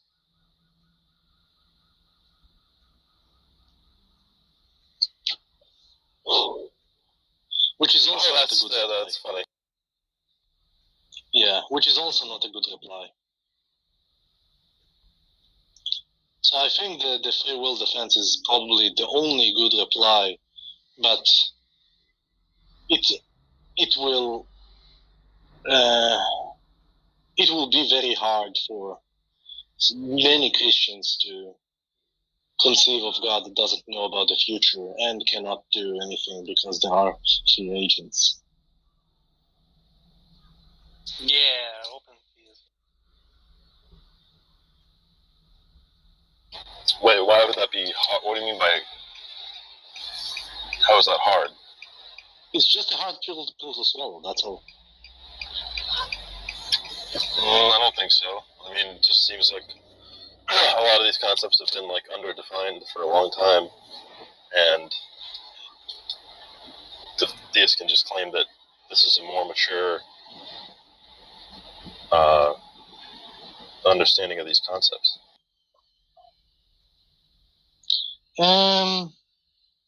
I'm not entirely sure because it might contradict something in the Bible.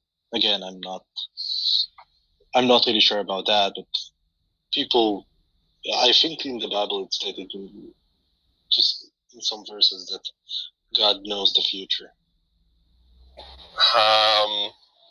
God knows all things, but that's just going to be... Yeah, exactly. No, I'm saying specifically about the future. That God knows what you will do. Well, I mean, there's what are those called? Not premonitions. Well, I mean, he predicts the future, right? No, that's not. That's not what it states. Like, it's not like mere prediction. It's not like he's stipulating what will be. Sorry? Like a prophecy.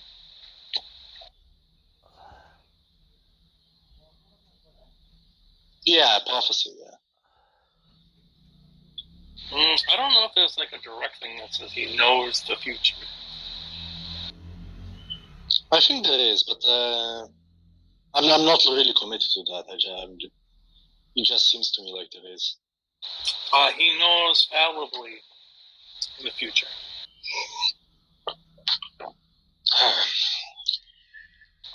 He's still subject to Gettier cases.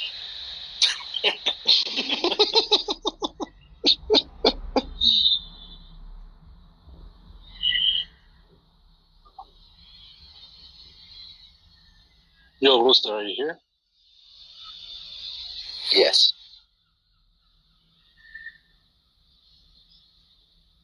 Yeah. So you gave the free will defense? Yeah, I mean, from how you were just sort of simply stating it there, it sounded like the same defense I was using, but I didn't know of it as like by that term. No, that's fine. You don't really need to know the term. Who did you render the defense to? I don't remember who I was speaking to last night. There was a few people, but I know Haiti was in there. I think Sean was in there, but I don't think he was saying anything. It's just a bunch of Tom Rabbit goons.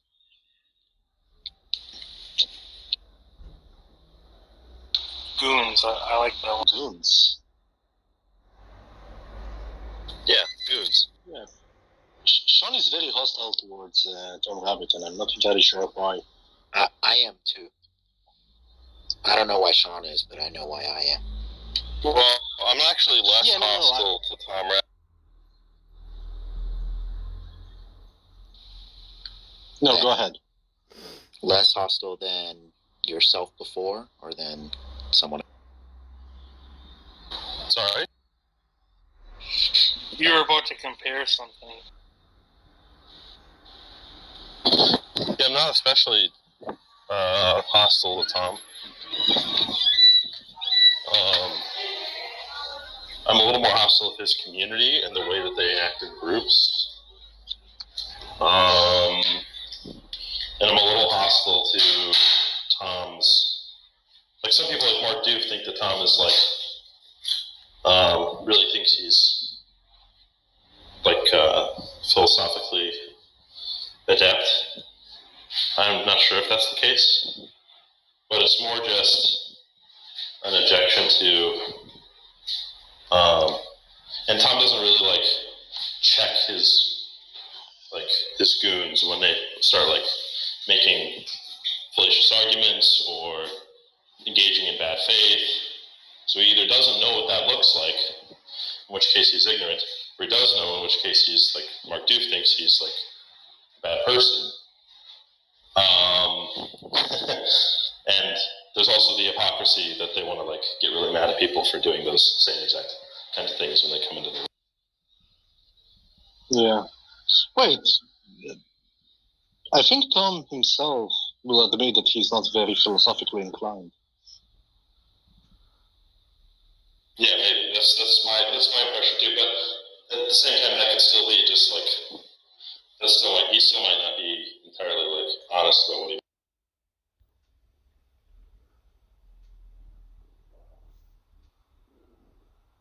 Silverstar is a much more reprehensible figure. By much more, do you mean I'm reprehensible too, Jack? Is that how the... Well, I have a soft spot for you, but you really do say some horrible. Oh yeah, that's. I mean, of course they seem that way because Mr. Tom Rabbit knows exactly what he's aiming for when he gets those sound bites. Of which I really don't care. You're making it sound like manipulation. Yeah, by soundbite he means that's ridiculous. He just means his position. Yes, exactly. or 40-minute conversation as the soundbite. But who triggers John the most? Is it Jane? Is it Skinny Pete? Is it Josh? No, I guess actually he said he took Josh off the list provisionally. Is JJ? Anybody else? I mean, I guess people, enter and exit the list, but I mean, with regard to kind of like the statement that Tom made, had me make. Had you make? I made you say it. How about utter? Spell out, maybe, right? If you notice, like Tom's video, everyone with the exception of maybe like Steph a little bit, she has a different view, whatever, but even Arminians hold to the view that God remains good, God is always good, all his actions are always good, and evil exists. Funny thing is, John, it seems like he's more consistent than those people. That's what I'm trying to say. True. And when it comes to those particular Christians that do not want to utter it for whatever reason, I don't know why. Like I said, I asked Matt Slick just to ask him. He took him less than 1 second to just simply say yes. And that's what most Christians do. No, but that's irrelevant. Because Matt Slick also didn't say it. So I don't know. I keep bringing this up. It's not. Listen, you want to test it out? I bet you anything else.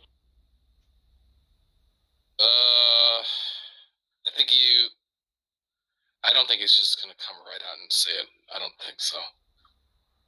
He might say it after some coaxing, but if it's your position that he's just gonna come right and say it, I think you're crazy. Okay, how about this, Tom?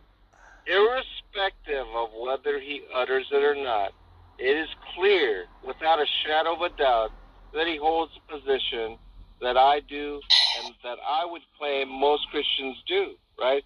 So if it is a claim that my view is somehow outside orthodoxy or is aberrant in any way, that would be based upon what? But because other people will not utter a position we have mutually share. What is he talking about, Jack? All I'm saying is that when people talk about my views being strange or outlandish or not Christian or anything like that, that is actually not accurate. Yeah, that's not really contested. You'd be surprised, Tom. I mean, it was even a couple of times today that was stated.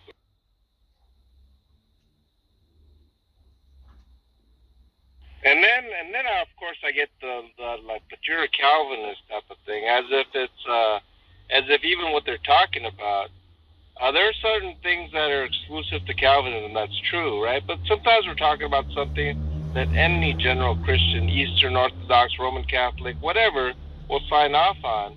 But somehow they're going to characterize it as, oh, but you hold this Calvinist view, and that's not the case either. Look, I think he might not say it because he's worried about the soundbite, right? But I'm prepared if you want to get him to say it to you privately. We will trust you. He has to utter the words. Yeah, I mean, I don't know if I'm motivated to get him to utter it in that way. So you can't prove your claim, I think it's like it seems to me that he doesn't have a problem uttering it, just the way he responded so comfortably with it. What's the problem then? I was just asking him, just to satisfy our curiosity, and you can do it just with you.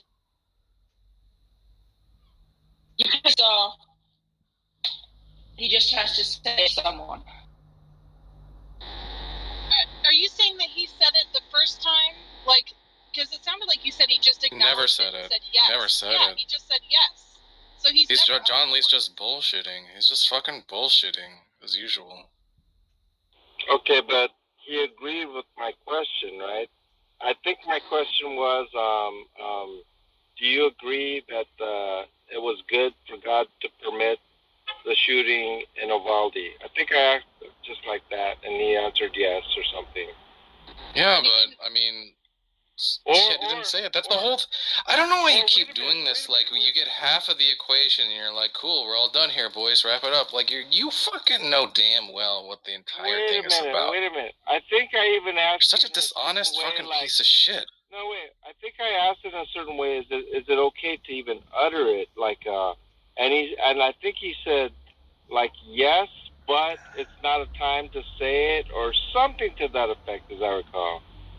Yeah, that is correct. That changes nothing. That changes nothing. Yeah, I mean, in fact, it works against you. He's saying explicitly, "I would not utter it." I don't know. I don't know about that. I mean, you have the clip. Well, I don't. When he's saying like, I'm not gonna say that because it's like sensitive. You take that as him saying, "I will utter it." You're high. So he's saying that, according to you, Tom, you're saying that he agrees, but he doesn't want to utter it. Basically, yeah, of course. That's what you're saying? Exactly. Yeah, exactly. Well, I'll tell you what, Tom. If I had that position, I have no problem uttering it. How about that? Well, we know that. You already did. And furthermore, if certain people... Wait. What was that move? That move was like, I'm saying Matt Slick said or would say this, and then he says, I would say it? What the fuck was that? I don't know about this or that, but I think Matt... What was that move, John? Matt Slick wouldn't have a problem uttering it. Yes. Then prove it. Go ahead and get him to say it. Get him to say it. We will actually believe you if you say he uttered those words. We will trust you. Yeah, but I'm not. This guy's got a radio show and a ministry. Do you think he wants to say shit like that, John? He'd say it privately. He might say it So privately. stupid. Can you invite Darth?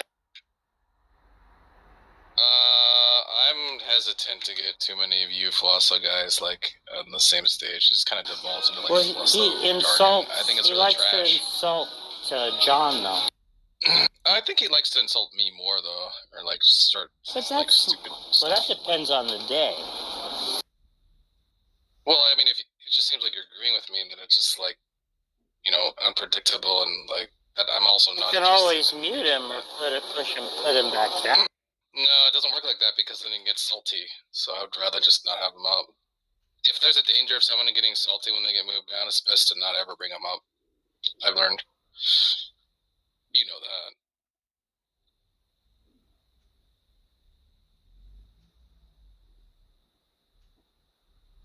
Jack, were you in the room last night? This room? No, not this room. The room last night. The room Jane made. I'm trying to remember. It's kind of a haze. Were you in there? I was in If you there. were in there, I probably was. Well, that's nice, but people were narrating their chess games. Oh yeah, I was here for that. But Yeah, that wasn't and Darth Arianis. terrible. That was Detroyer and Mark D. It's just a group dynamic that just turns our rooms to shit. Who won? Yeah, well, I'm against the chess narration thing myself.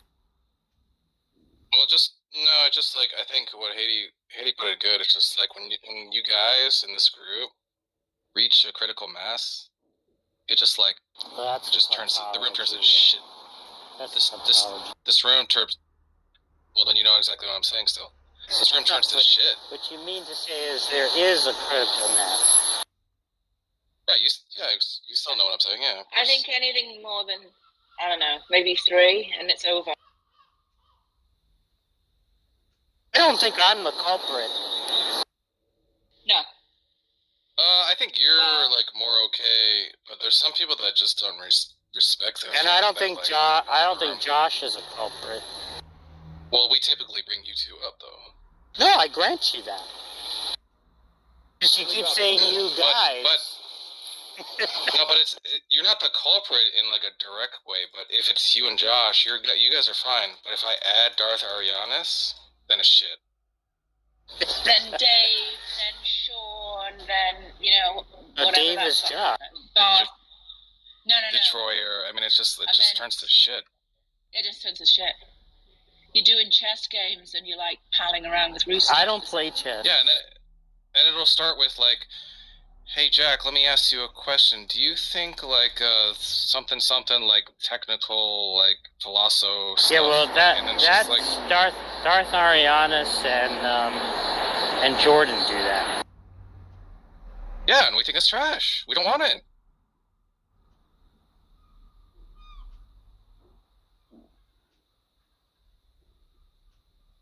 I mean, it's not like it's not been made known. We don't want that garbage. So I was just like, what other choice do I have?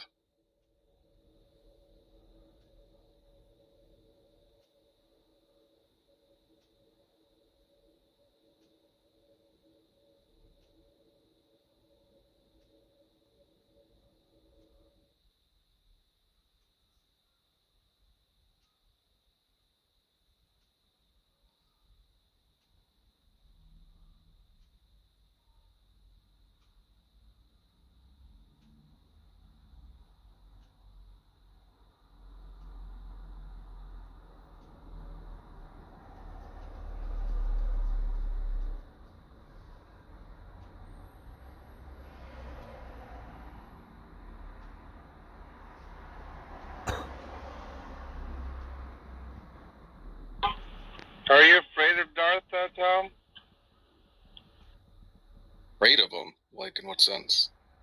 Afraid of the arguments that he has, that he may challenge you with?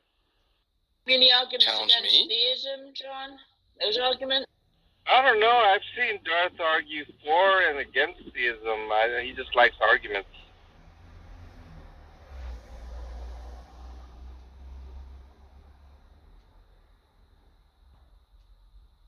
He's a little bit like Sean in that way, but I mean, Darth just likes arguments, I guess. Yeah, I just think it's weird when people say our rooms are trash and then get upset when they're not invited. Yeah, it's very bizarre. Why do you want to be in a trash room?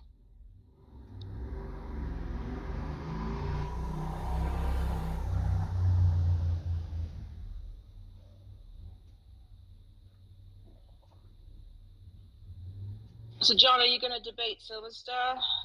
Because that's the only way I would want him on stage, if you're willing to engage with him.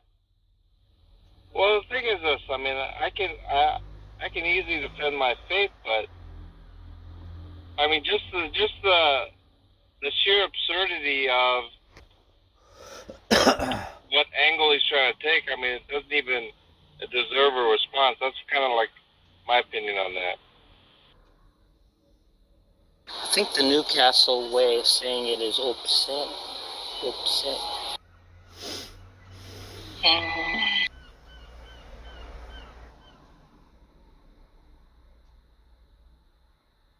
I'm not upset.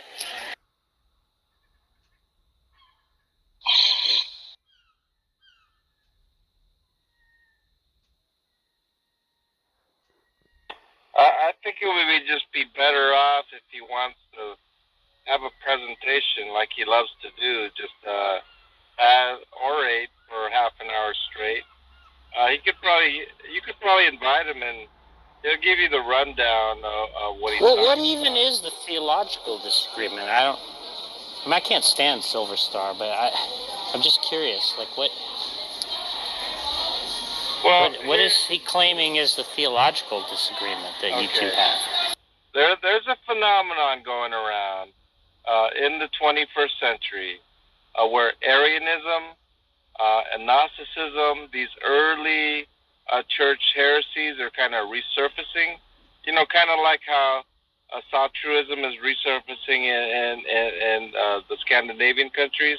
Kind of like that a little bit. You know, maybe how like the paganism in the Great Britain as well. Anyway, because this is actually going on, what Silver Star is trying to do is saying that I am a part of that sort of like a little mini movement that kind of happens, and saying that I have all the telltale signs of this particular movement. But what's a specific theological claim that you make that he disputes, or vice versa? Well, the thing is that I talk about experiential knowledge, right? That's exactly what the Bible is talking about, experiential knowledge. However, what he's trying to claim is that, well, that's Gnosticism in the sense of like esoteric knowledge, right? I don't believe in that type of esoteric knowledge, and he can't claim that I believe Jesus is a phantom, which is central to Gnosticism, right? But he's still going to somehow work around a way to try to fabricate a narrative to where I think of it as some sort of a cult activity. That's what I imagine he's attempting to do. I really don't actually know. That's just what I suspect. Oh, sorry, I forgot I'm late to be someplace. I'll have to ask you about this later.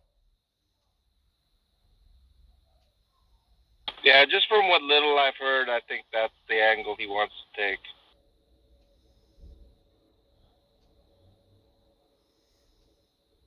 Which is really ridiculous.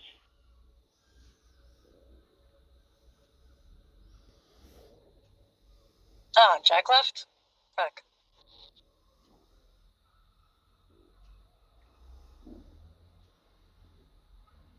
Lorna told me and Sock are going to be in New York next week. Oh. I think that I'm not really interested in having Silver Star up just to do a lecture about you. If you're not willing to fight back, it doesn't sound very interesting, because we've heard that before. I think, you know what? I think I was, that particular evening, I had actually blocked him with that other account, the soccer account, and then I unblocked him, and I was going to leave, and then I decided I was just going to stay up on stage. I had made something about you'd have to move me down to the audience, and I'm not coming back up or something. But, I mean, just stay on stage and just not say anything. I think I'm at that point right there where I'll be willing to just stay on stage if he's over, and I just won't even respond.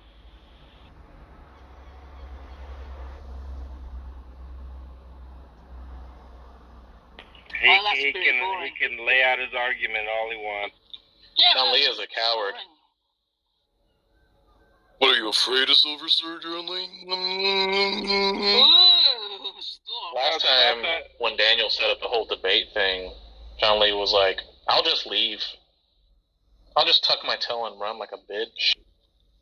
Yeah, I don't know why you couldn't just destroy him. I mean, he doesn't even have a good argument. Yeah, I mean, like I said, it's not that I'm afraid, but it's just that I just don't want to engage. Pussy. So why'd you ask Tom if he was afraid? Because there's a difference in preventing Silver Star from coming and not. You just said engaging. you'd leave. You said you'd leave. So are we supposed to leave in our own room? Right. Yeah, no, I agree. I changed my mind because I thought that was unnecessary to leave. And to be honest, I was curious at what angle he was even attempting to go. What's this background noise? That's Moose? Or Moto? It's really loud. Mo, your hot mic. Sorry, guys. Sounds like he's pushing a squeaky cart.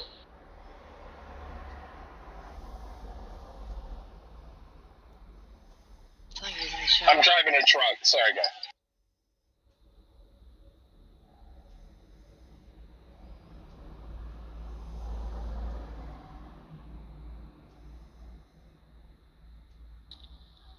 There's a room called Atheism, more like Dummism. It's not that one guy, is it? The autism guy? No, it's... Well, Rashad's in there. The theists in there are Rashad and Uri.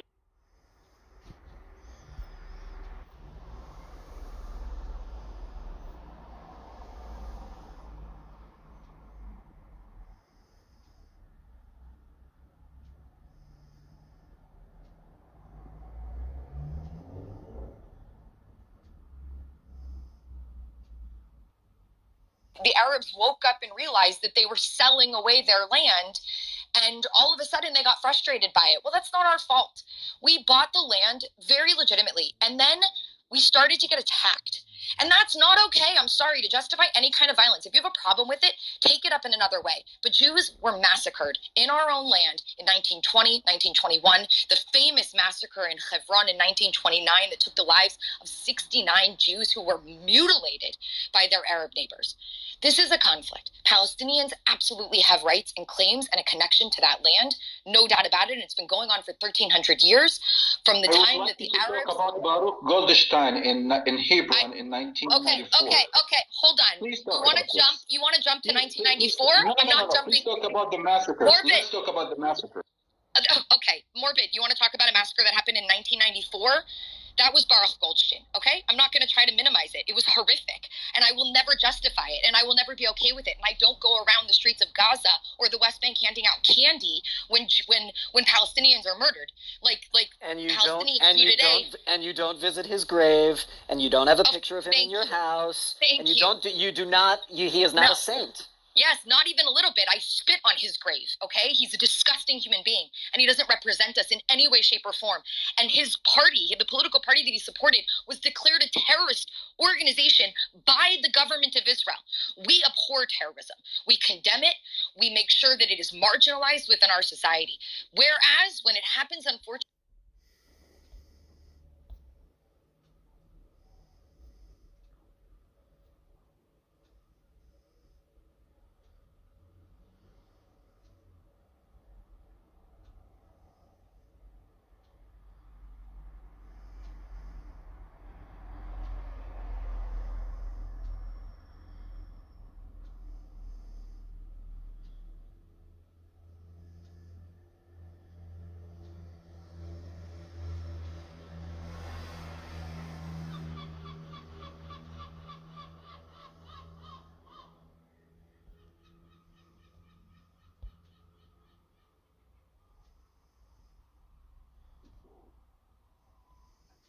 Really care, yeah. Yeah, they care about bums on seats. Well, the church I go to doesn't really have to worry about that ever.